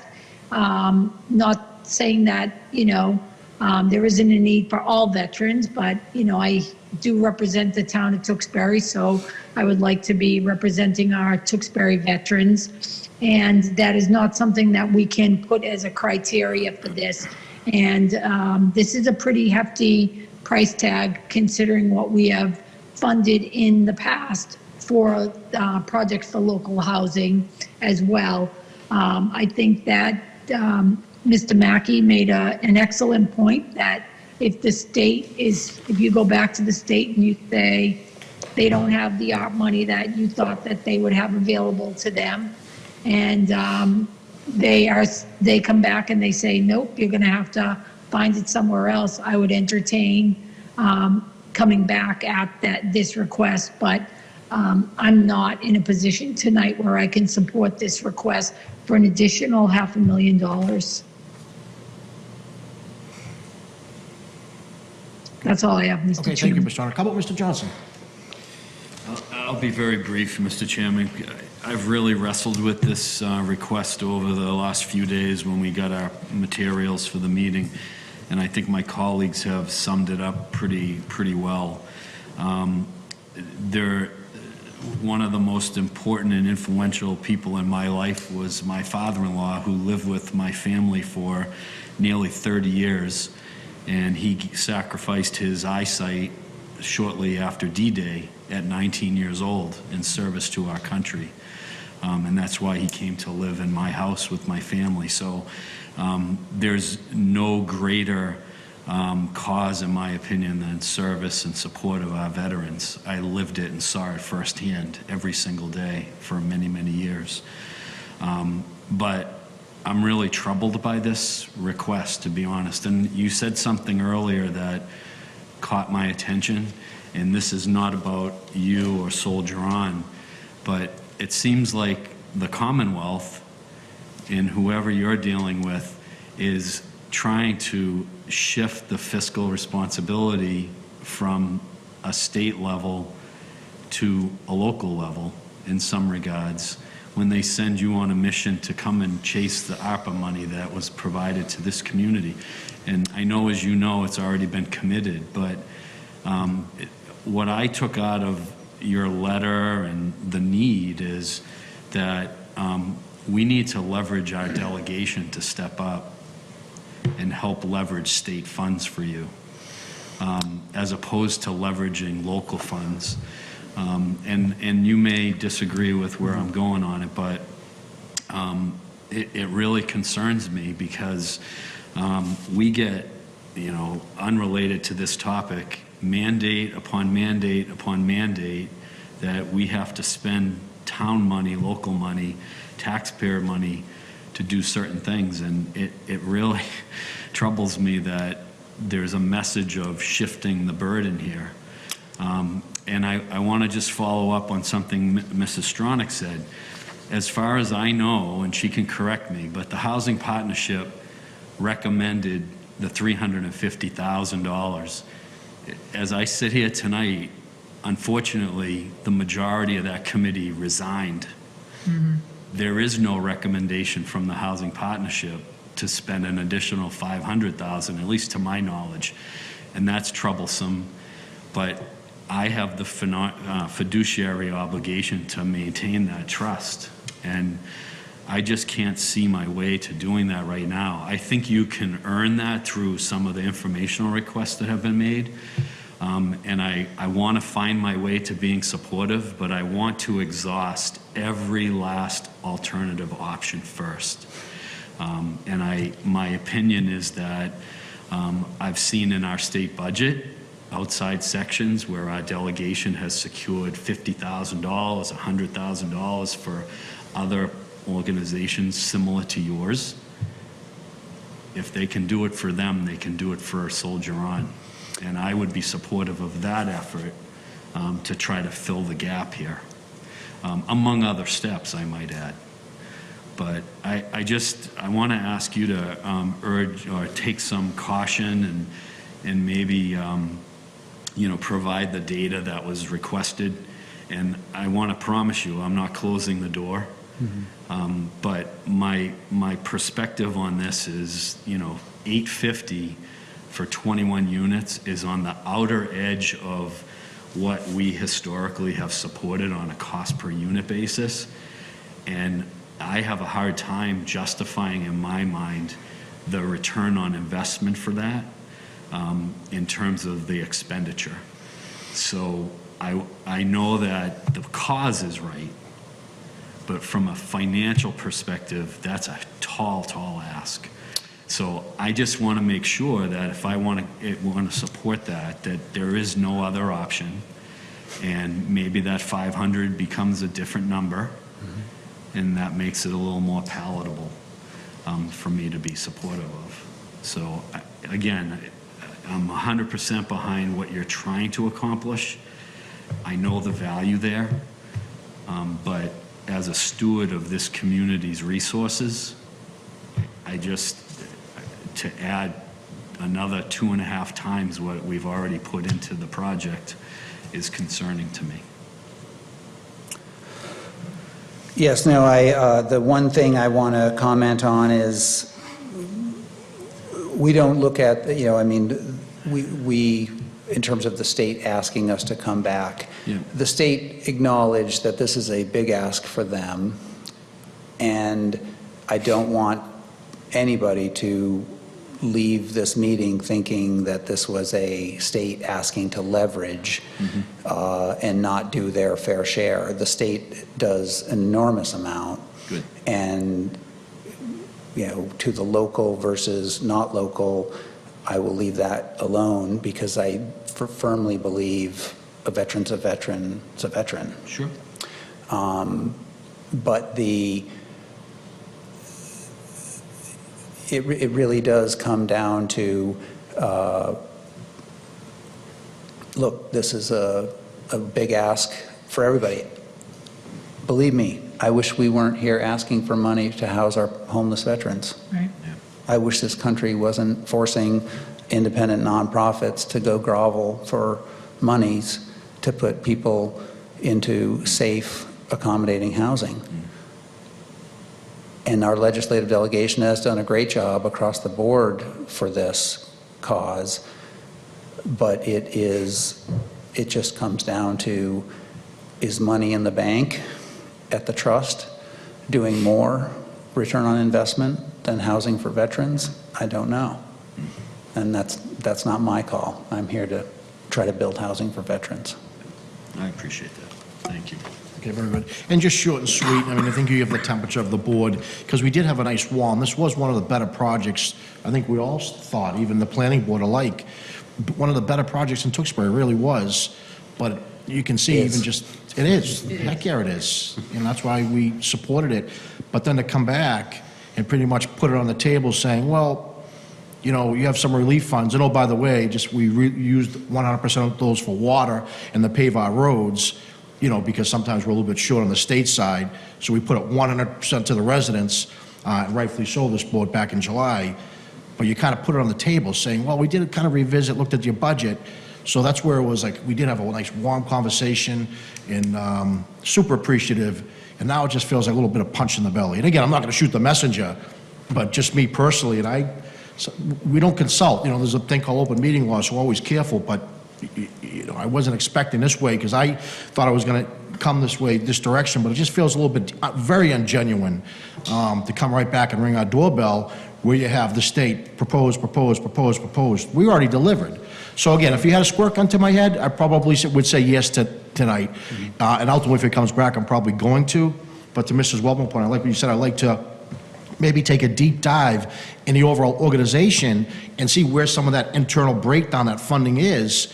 And that may just, again, personally sway my decision. But that is what we're supposed to use the fee in lieu of, is affordable housing, and especially on veterans. So that's what it's placed there.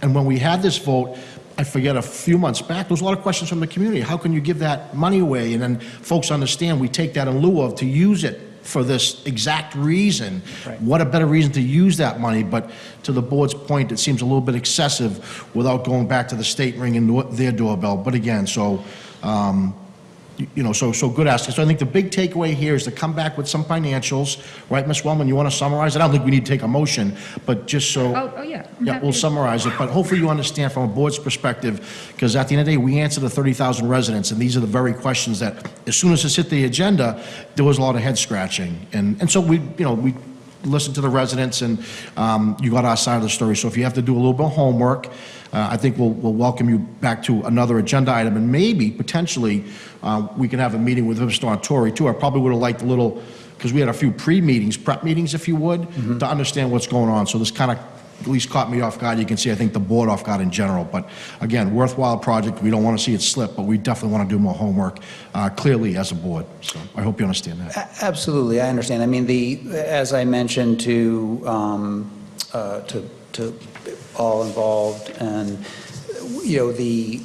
the invitation from the state into the main funding round was, see what you can do. That's what, and obviously there's a time frame there, and to get it in front of you folks and to be graciously received in the next available meeting, we appreciate. So we understand. I don't think that there'll be any concerns, kind of, if you will, to get into the details of the numbers, so we can provide that information. Okay, wonderful. And I think that was the only ask, right?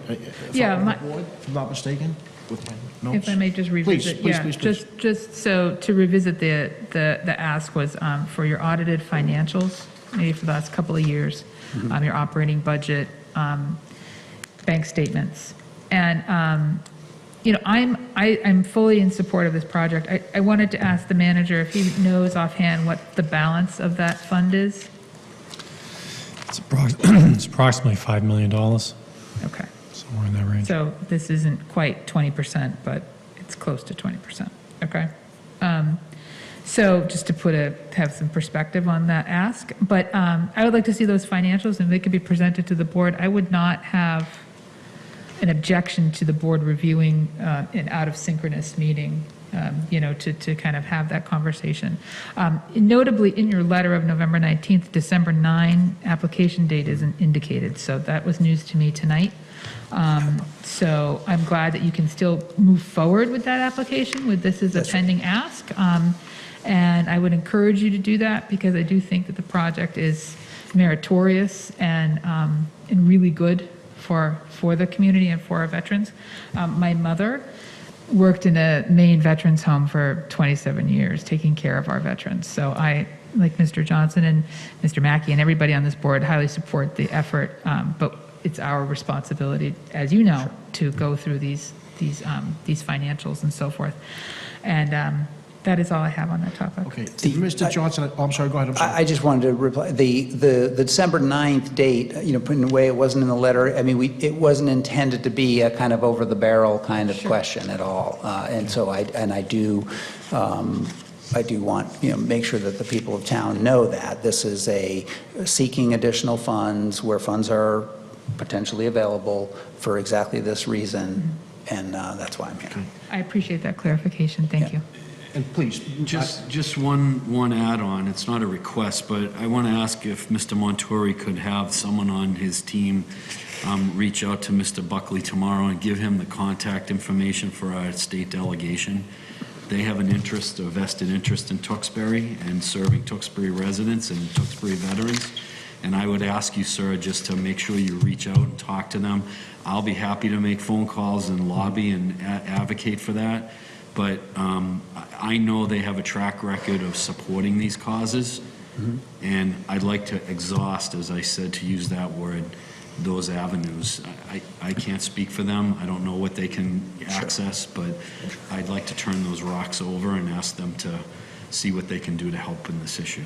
Absolutely. And we've been in touch with and will continue to. And kind of. Thank you. thank you, Mr. Johnson. Mr. Mackey? Yeah, just a clarification, Mr. Chairman. So is, right now, we are making some requests for additional information. Going back to my earlier questions, the direct question from the state was about ARPA funds. We kind of put that to bed. Are we now saying that this is going to be open past the December 9th? So we're going to continue to take this under advisement?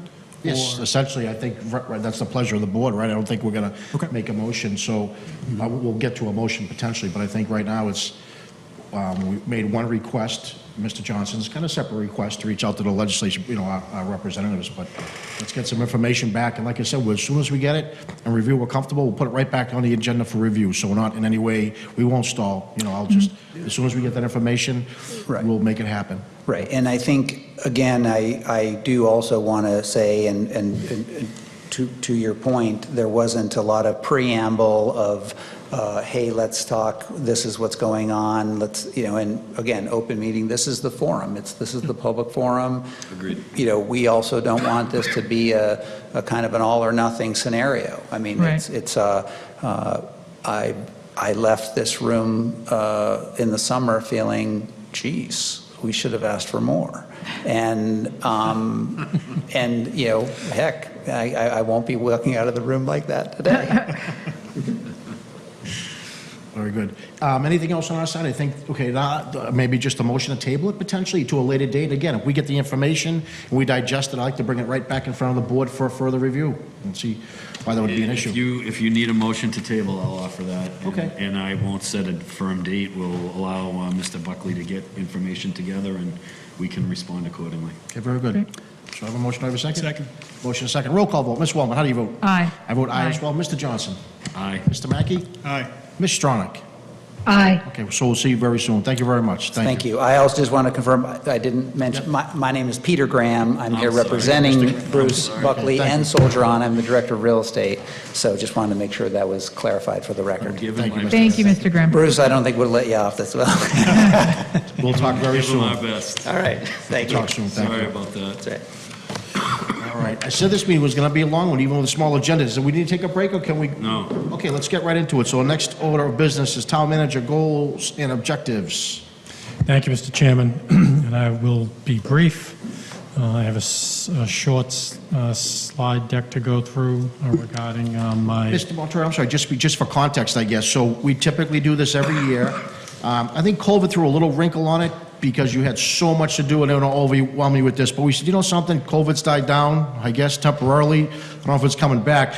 But we said, let's take a step back and let's do review your goals and objectives. And the next meeting, we're going to talk about our next meeting because it's a little bit confusing, whether it's December 7th, the 15th, or the 28th. What we'll do is we'll give a review. We'll probably have an executive session because we are obligated as a select board to talk about Mr. Montori's contract compensation, so this is a prelude to an upcoming meeting. So just to let the board know and the residents know. So with that being said, Mr. Montori, the floor is yours. Mr. Chairman, I'm going to... Oh, please. Quick. I'm actually going to request a 5-minute recess. Sure.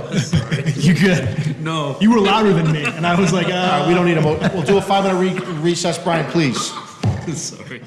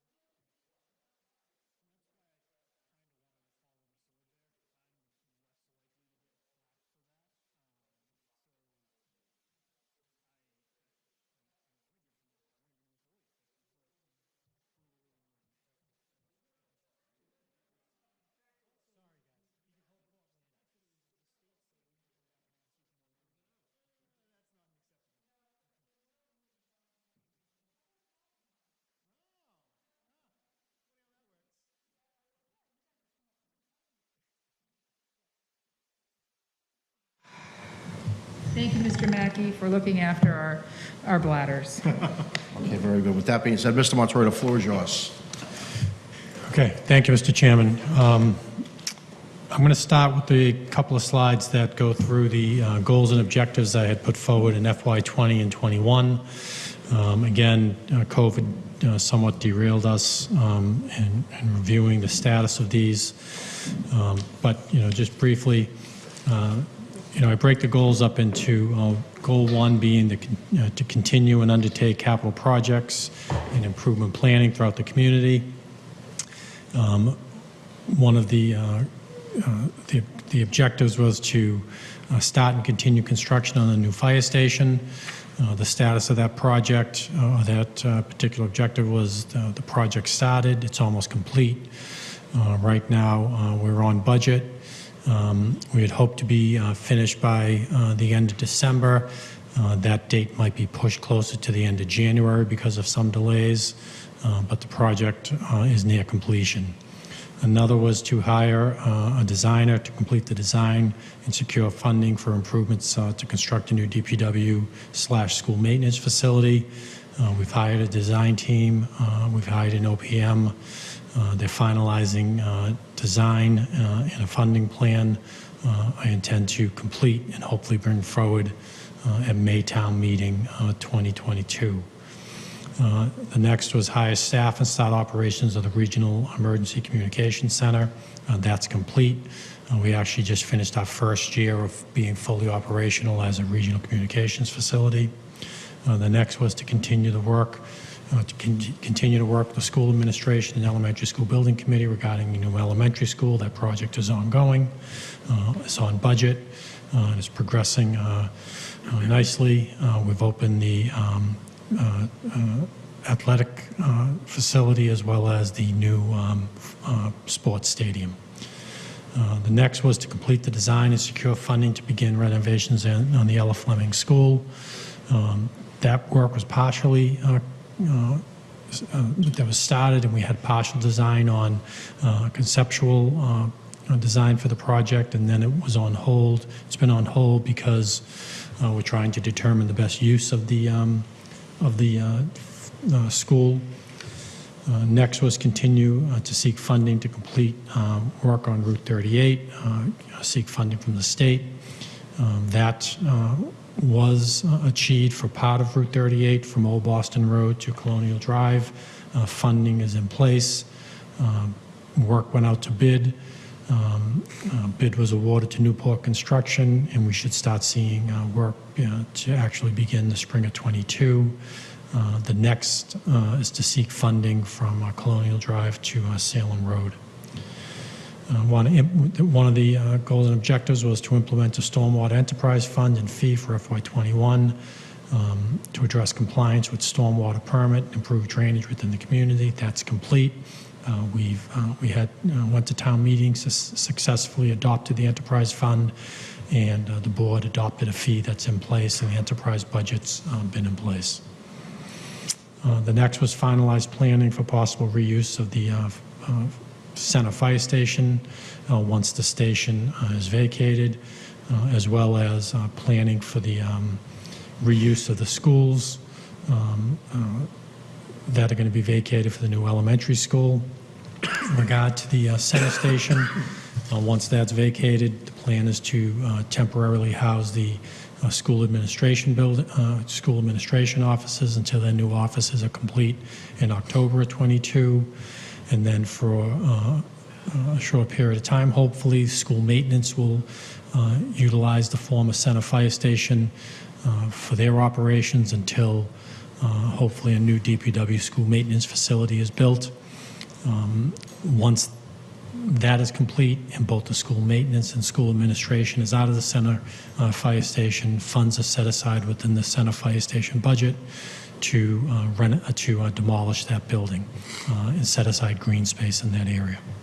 As far as the two elementary schools that will be vacated, the North and Trahan Reuse Committee is working on that project, and currently there are no plans at this point. They're still working through their various options. The next was to work with the Risk Management Committee to improve employee safety and building safety. We have achieved some of that goal during COVID. We did a lot of work to ensure that there was enough, that there was glass put in every office, to ensure that there was some protection between residents and staff working in the buildings. We did that throughout all of our open counters in the annex, library, DPW, and town hall. We also have begun to install video cameras at the town hall and the town hall annex for safety purposes. All the wiring has been done. The cameras themselves just need to be installed, and that was funded partially through a grant we received from our insurance company. The next was to work with departments to plan mobility issues such as continuing the rail trail initiative and ensuring sidewalk connectivity.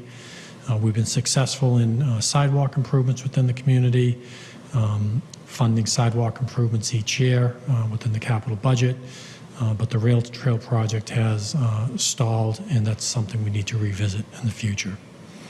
Next was to work with open space volunteer groups to complete CPA projects and implement new initiatives.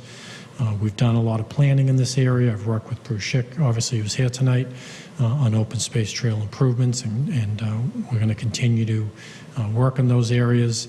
One initiative we're working on is to contract with nonprofit groups to help actually do trail maintenance and improvements for us. We're working in that direction.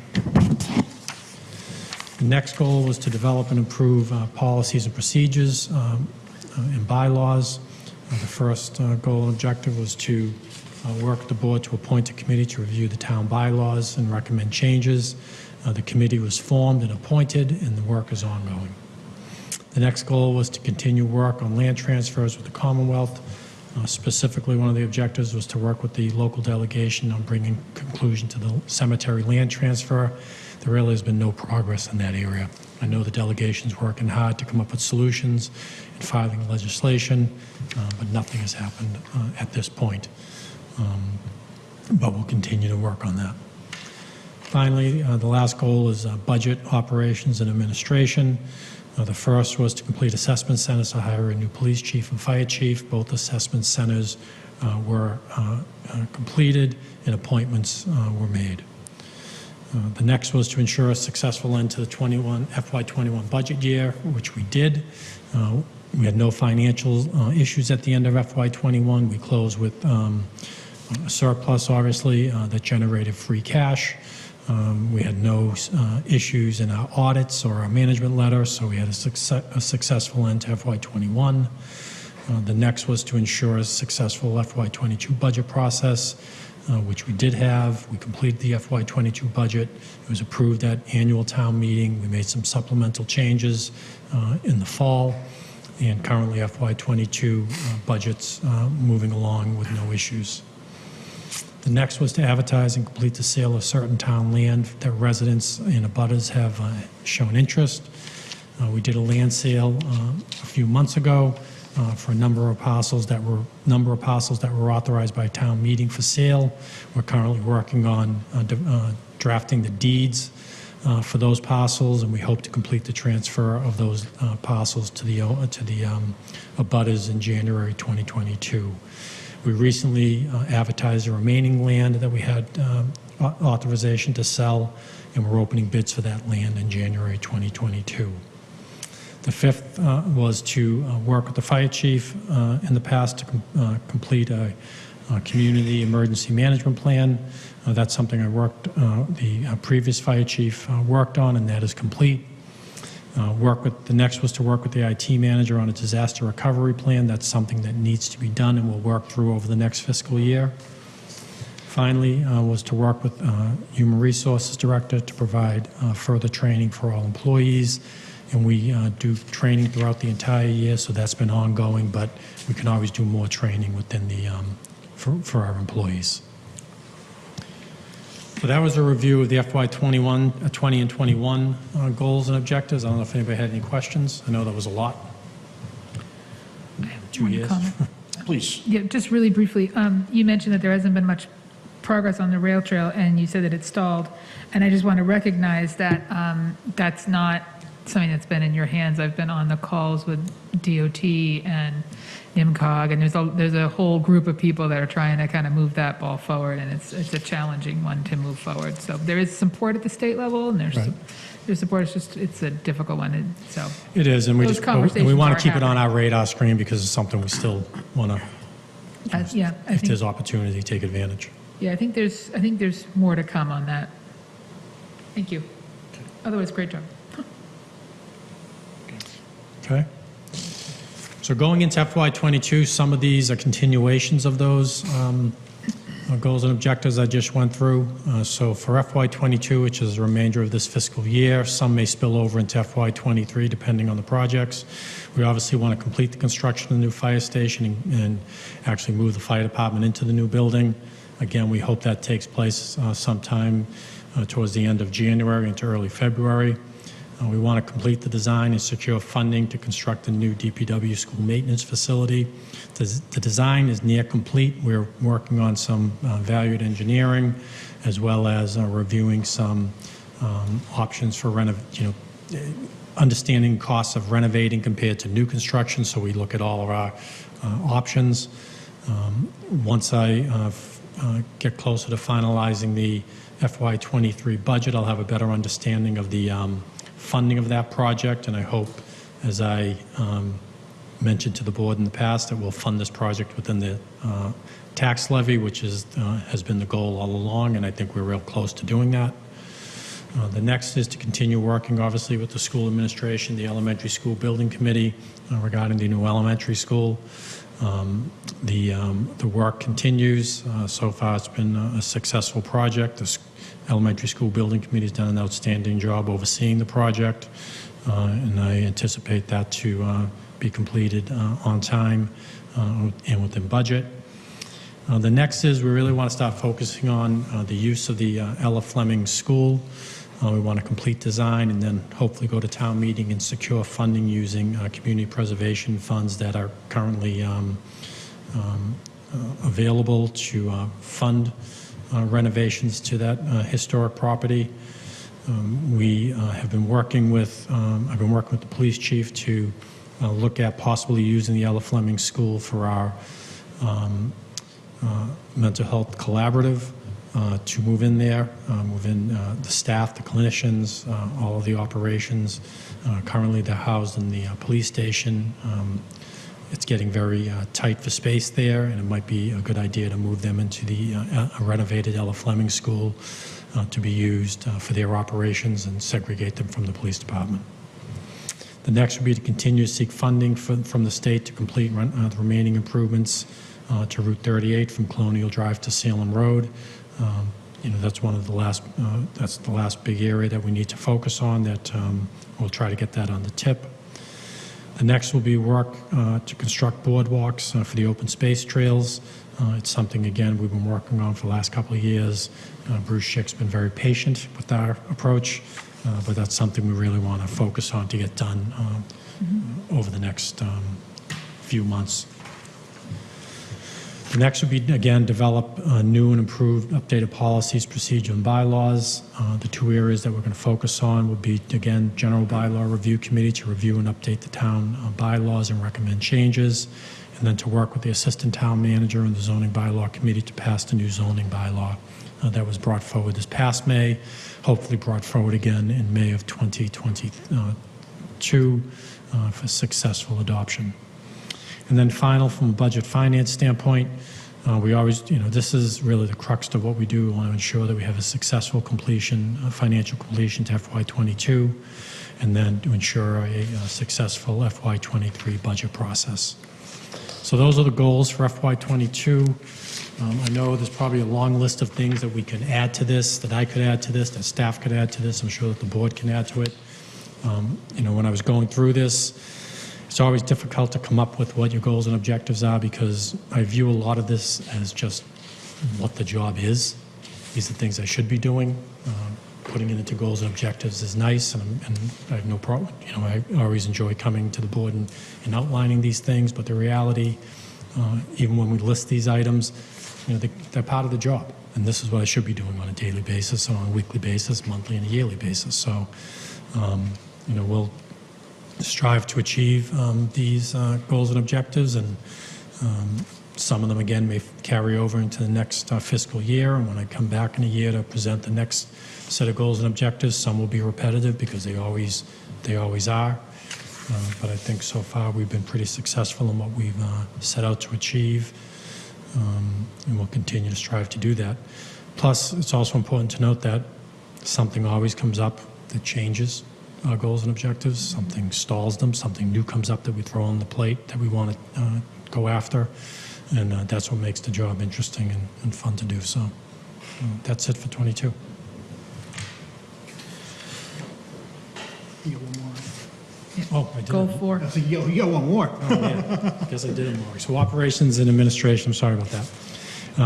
Going to complete the land transfers to the residents and abutters in this fiscal year, as I mentioned.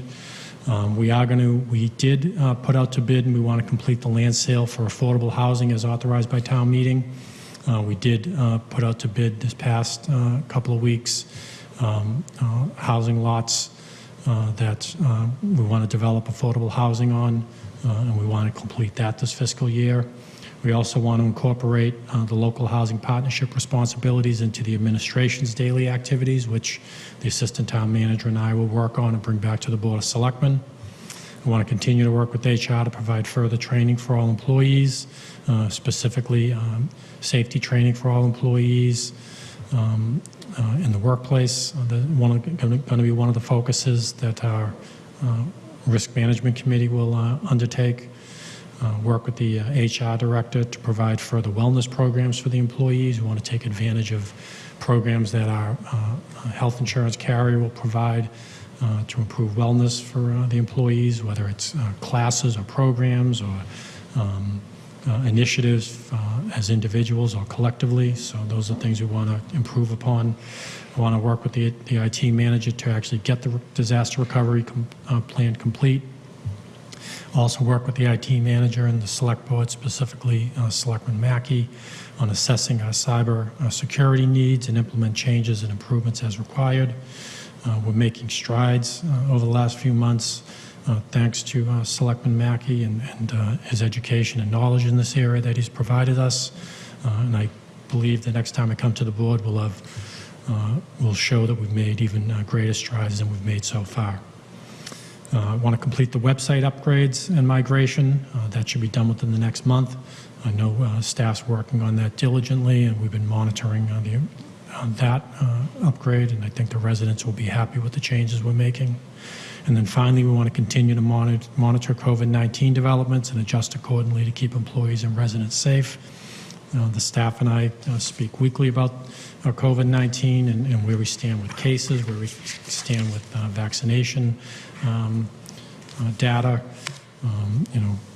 Today we discussed the new variant that's being coming our way eventually, and being ready for those type of issues as they are constantly changing. And we've done a good job since the pandemic started, and we want to make sure we continue that positive approach and proactive approach in adjusting as needed. So that actually is it for the goals and objectives. Okay, very good. Like I said, in an upcoming select board meeting, we're going to talk about Mr. Montori's review. We'll probably have an executive session and a public session as well. And again, that's our roles and responsibilities as a board to do that annually. So, but let's just pass it around the board for just a quick, maybe some comments, just around the horn quickly. Ms. Wellman? Sure. Thank you very much for your goals and objectives. I read them the other day. I think they are a good representation of the tremendous amount of work that you and your staff are responsible for every year. What I'm always curious about are any of your goals going to drive budget requests in the next year? And do you need an HR person? Do you need more staff in IT? Things like that. Do we need more staff in I'd like to see more work done on recreation, or that recreation building, some conversation about developing a goal with that. But you have a lot on your plate, and you do a really good job of accomplishing these goals and moving the ball forward on things that take multiple years and multiple agencies to manage. So I really appreciate this this really is just a short summary of the amount of work that you do and the things that we talk about on a weekly basis, so. Yeah, just to quickly address that, so, you know, the biggest budget driver is going to be the DPW school maintenance facility. Yep. So that'll have the biggest budget impact as we move forward with that. But as far as additional staffing, none of the goals and objectives contemplate additional staffing. We did increase staffing in the IT department this past fall by Yep. making a part-time person full-time, so that's a big help. The Human Resources Director right now is handling all the things that are listed here for future goals and objectives, so there shouldn't be any issues there. So I don't see any major or any budgetary impacts that we've presented in the goals and objectives. Some may be driven by, you know, depending on what bylaws are changed, what we do for capital projects, but the one that sticks out the most to me is going to be the DPW school maintenance The facility. budget impact, yep, I appreciate that. And we need to schedule a new bylaw meeting in the new year, and pick that work back up. So thank you very much, sir. How about Mr. Johnson? Yeah, just one comment. Thank you for putting all those together. It's an important task that we kind of take stock, and you take stock of what you're focused on and what you've made some progress against. It shouldn't be lost on anyone. It certainly wasn't on me that all of that you just reviewed retrospectively took place during COVID, when many of us were sitting home. Town government was not, and I think you and your team deserve a lot of credit for making sure that everything got tended to in that time period, and continues to, because we're not out of the woods yet. So I just want to recognize that. I appreciate the detail and the effort. I know you put a lot of thought into the goals, but most importantly, I appreciate your approach in your comment earlier of that's the job. That's what I get paid to do. And I have a lot of respect for that, so I appreciate it. Very good. How about Mr. Mackey? Thank you, Mr. Chairman. Short and sweet. Anyone who has had to do a yearly review knows how difficult it can be to kind of distill down a year's worth of activities into a few slides. I think you did a great job, and Thank you. I'm going to echo Mr. Johnson's comment of you hit the nail on the head. We're trying to distill this down so we have something clear and measurable to rate against, and I think you did a great job, but the day-to-day job is hard to quantify in something like this. So thanks again for the effort. Thank you. Well said, Mr. Mackey. How about Ms. Stronach? So much, Chairman. I think it is important to note whenever I look at the evaluation, I always think about how we're holding the town manager accountable. I know that he holds his team accountable, and it certainly shows through the work that he has been able to accomplish this year. And just the fact that we're able to do this in measurable goals makes our job easier when it does come to the evaluation, to Mr. Mackey's point. And I know it probably sounds repetitive, but we are in the middle of a pandemic, and everything takes twice as long and is a lot more difficult and challenging. So the fact that we were able to keep our goals as a town on track and keep those projects on track is really a credit to the work of the town manager and his staff, and the empowerment that he does with his staff, which I think is critical. And it always gives me pause to see it all in one place. So thank you very much for doing that, and I look forward to our continued conversations about the work. Yep, exactly. I was going to say Bill Mr. Montori, he takes no days off, and I mean that, during COVID. These are such significant projects here that he's outlined. I'm not going to go on a list. I'm going to probably use a lot of this for Mr. Montori's review in a few weeks, but it all starts from the top. It all starts from the top and rolls down. So significant accomplishments during not so positive times. And so again, I'm going to share a lot of these comments in a few weeks from now, but thank you very much. So there's any other questions, comments from the board? All right, very good. Mr. Montori, we're going to jump right. You're still on the floor, Mr. Montori. Town manager section. Other than that, I don't have any other items. I know there was some discussion regarding some actions that were taken at the Lowell City Council regarding the homeless population in Lowell, but I think Ms. Wellman is going to speak to that during her report. Okay, yep, very good. All right, it brings us to minutes. We have some minutes. We do, Mr. Chairman. Okay. So we have 4 sets of minutes from June 8th, 2021, June 29th, 2021, July 13th, 2021, and August 17th, 2021. They were all in the packet. If everyone's had a chance to review and there are no questions, I would ask that those be added. What is the pleasure of the board? Are you offering a motion? Sorry, yes, Okay. do that in the form of a motion. Okay, very good. I'll second the motion, The Mr. Chairman. motion, and, okay, roll call vote, almost there. Ms. Wellman, how do you vote? Aye. I vote aye as well. Mr. Johnson? Aye. Mr. Mackey? Aye. Ms. Stronach? Aye. Okay, perfect, thank you. And again, we just did a wholesale, so I think that covers the minutes. It brings us to board member reports. How about Ms. Wellman? All right. I have a couple of things quickly, and then I'll get into the matter that Mr. Montori referenced. Our NIMCOG met recently. We have Beverly Woods is the executive director. She's retiring. Jay Donovan already retired. The board's currently in negotiation. I'm on the negotiation team for the new director. We've picked somebody out, so we're hoping to tie that up very quickly. And we want to extend our congratulations to Justin Howard for the assistant director position. Anybody who's been on a NIMCOG call or any sort of transportation call for the town in the last, I don't know how many years, has spoken to Justin. He is fantastic, and he will be a great addition in the assistant director role. The LRTA is meeting later this week, and I'll be attending that meeting. And those meetings are virtual on Thursday. So I was disturbed last week, as I suspect some of you all were, reading in the Lowell Sun about the Lowell City Council working to find solutions for their unhoused population. They're looking to make temporary solutions for their unhoused population. That's not the disturbing part. The disturbing part was that a particular member suggested that they do that by moving that population to Tewksbury State Hospital. And that was in an article, and there had been a vote. And the motion that was presented in the article, it indicated that CTI supported that particular motion. So I called our 2 representatives to CTI, Rita D. and Marie Sweeney, and had a wonderful conversation. I got in touch with Marie. This was on Wednesday before Thanksgiving.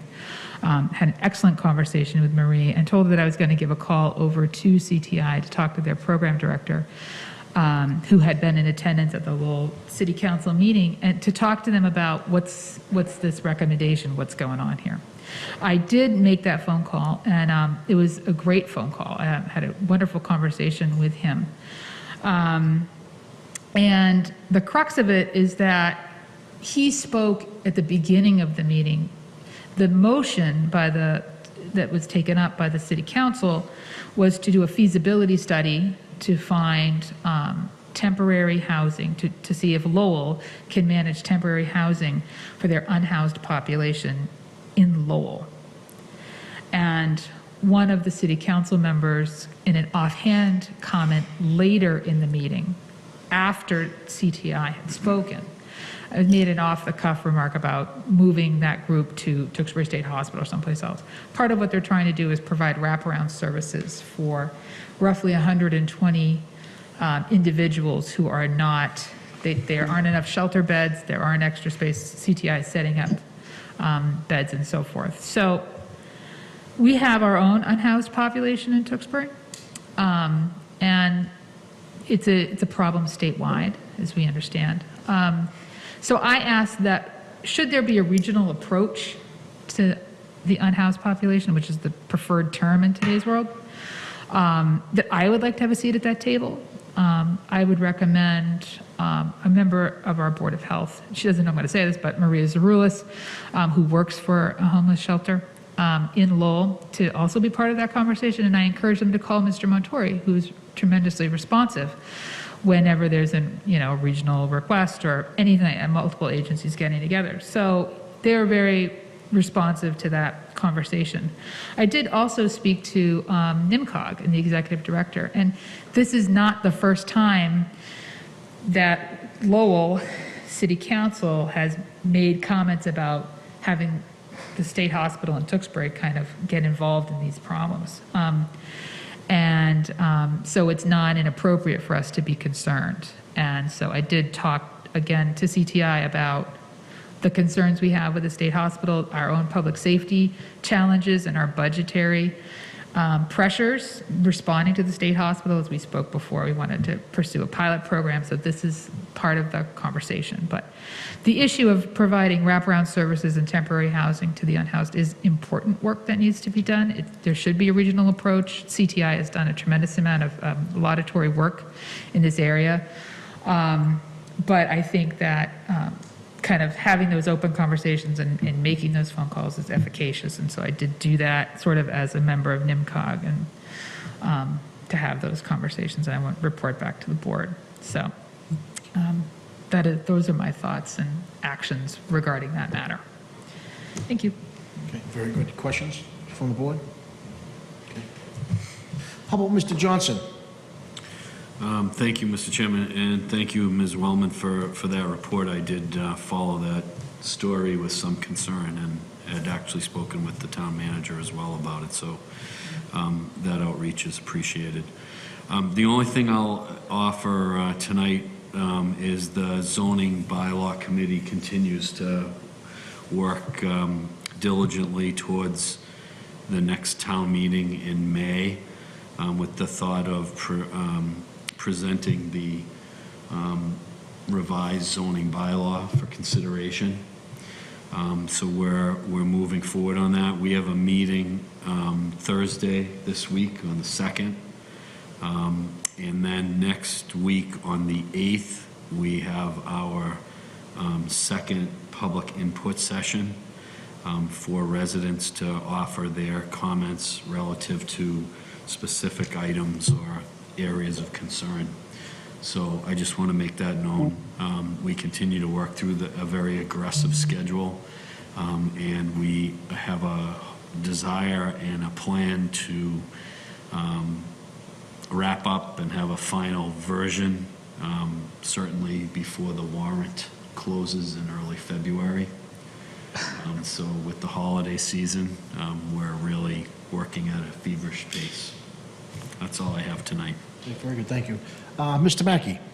Thank you, Mr. Chairman. To dovetail on to Mr. Johnson's comment about the zoning board, we do have that second public hearing that we added in response to the outreach we got.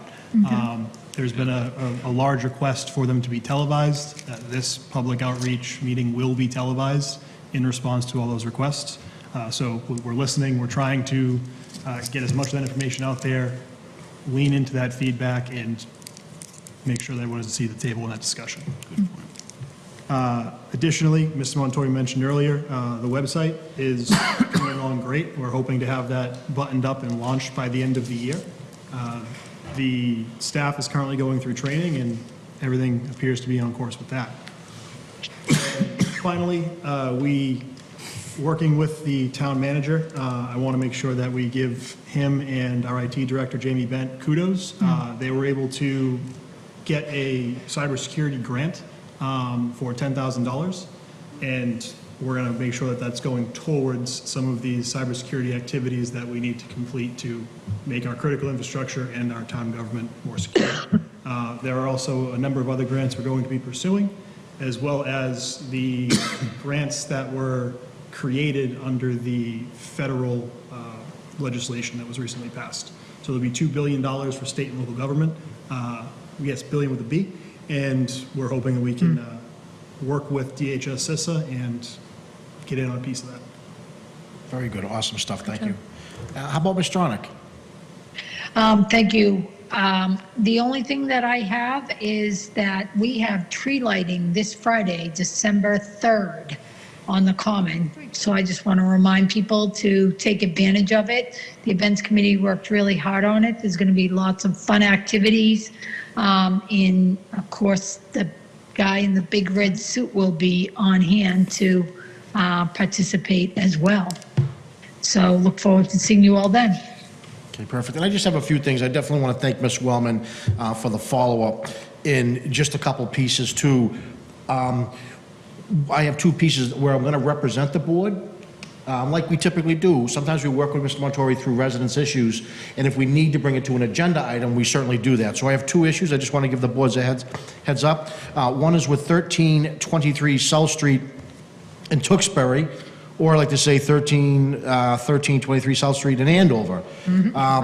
That's essentially, if you think about South Street, it's a one-way street with many different veins or side streets, but if you really just drive down all of South Street and get to the very end, you happen to be in Andover. And an individual bought that parcel, it's zoned for industrial, and he's requesting in front of the Andover ZBA, the Zoning Board of Appeals, he is requesting a permit for contractor's yard. So there's no action we need to take yet. I'm going to attend that meeting, that's on Thursday in Andover, and just bring it back to Mr. Montori and the board. It's one of those situations where many towns and cities have it, where streets lead into another town or city's zoning concerns. So the residents down there, and rightfully so, are very concerned, that are saying, wait a minute, we're 100% residential, and you could throw a baseball, and now all of a sudden we get trucks, and what have you, cars and certain materials and all that stuff. So I'll just represent the board. I'm going to just read a letter from Mr. Sadwick at the board meeting on Thursday. So that's just a heads up, no action is required. And again, I won't make any decisions on behalf of the board, but I'm going to represent the board. The next order of business is we have a situation on Arlington Street and Shawshene Street. It's a very weird configuration coming off of Arlington Street and Shawshene Street. It's almost like a double road, if you would. So Mr. Montori and the town engineer, the DPW, have been working with some residents down there, and they came to some conclusions as far as speed limits or what we can and can't do. However, we really didn't come to a resolution yet. So just on behalf of the board, not representing the board, not representing myself, I'm just going to listen to the residents, see what we did, what we didn't do, and if we can do anything else. And again, that could be, I could consider that a future agenda item if we have to make decisions collectively as a board. So I want to just give you a heads up. But it is a very strange configuration down there. It is. If you're not familiar with it, just super strange. So, so that's that. And last but not least, we do have a meeting scheduled for December 7th. That's our next meeting, which is next week. So I just want to ask the board, do we want to consider maybe a December, just look at this calendar for December and say maybe, I know Mr. Mackey has some conflicts, but do we want to meet on the 21st? Because I think our next scheduled meetings are the December 7th and the 28th, which is a little bit strange. I didn't catch it, we didn't catch it. But I don't know if we need to decide this evening, or we can maybe work through an email, or anyone have a suggestions to potentially, to modify the next meeting date?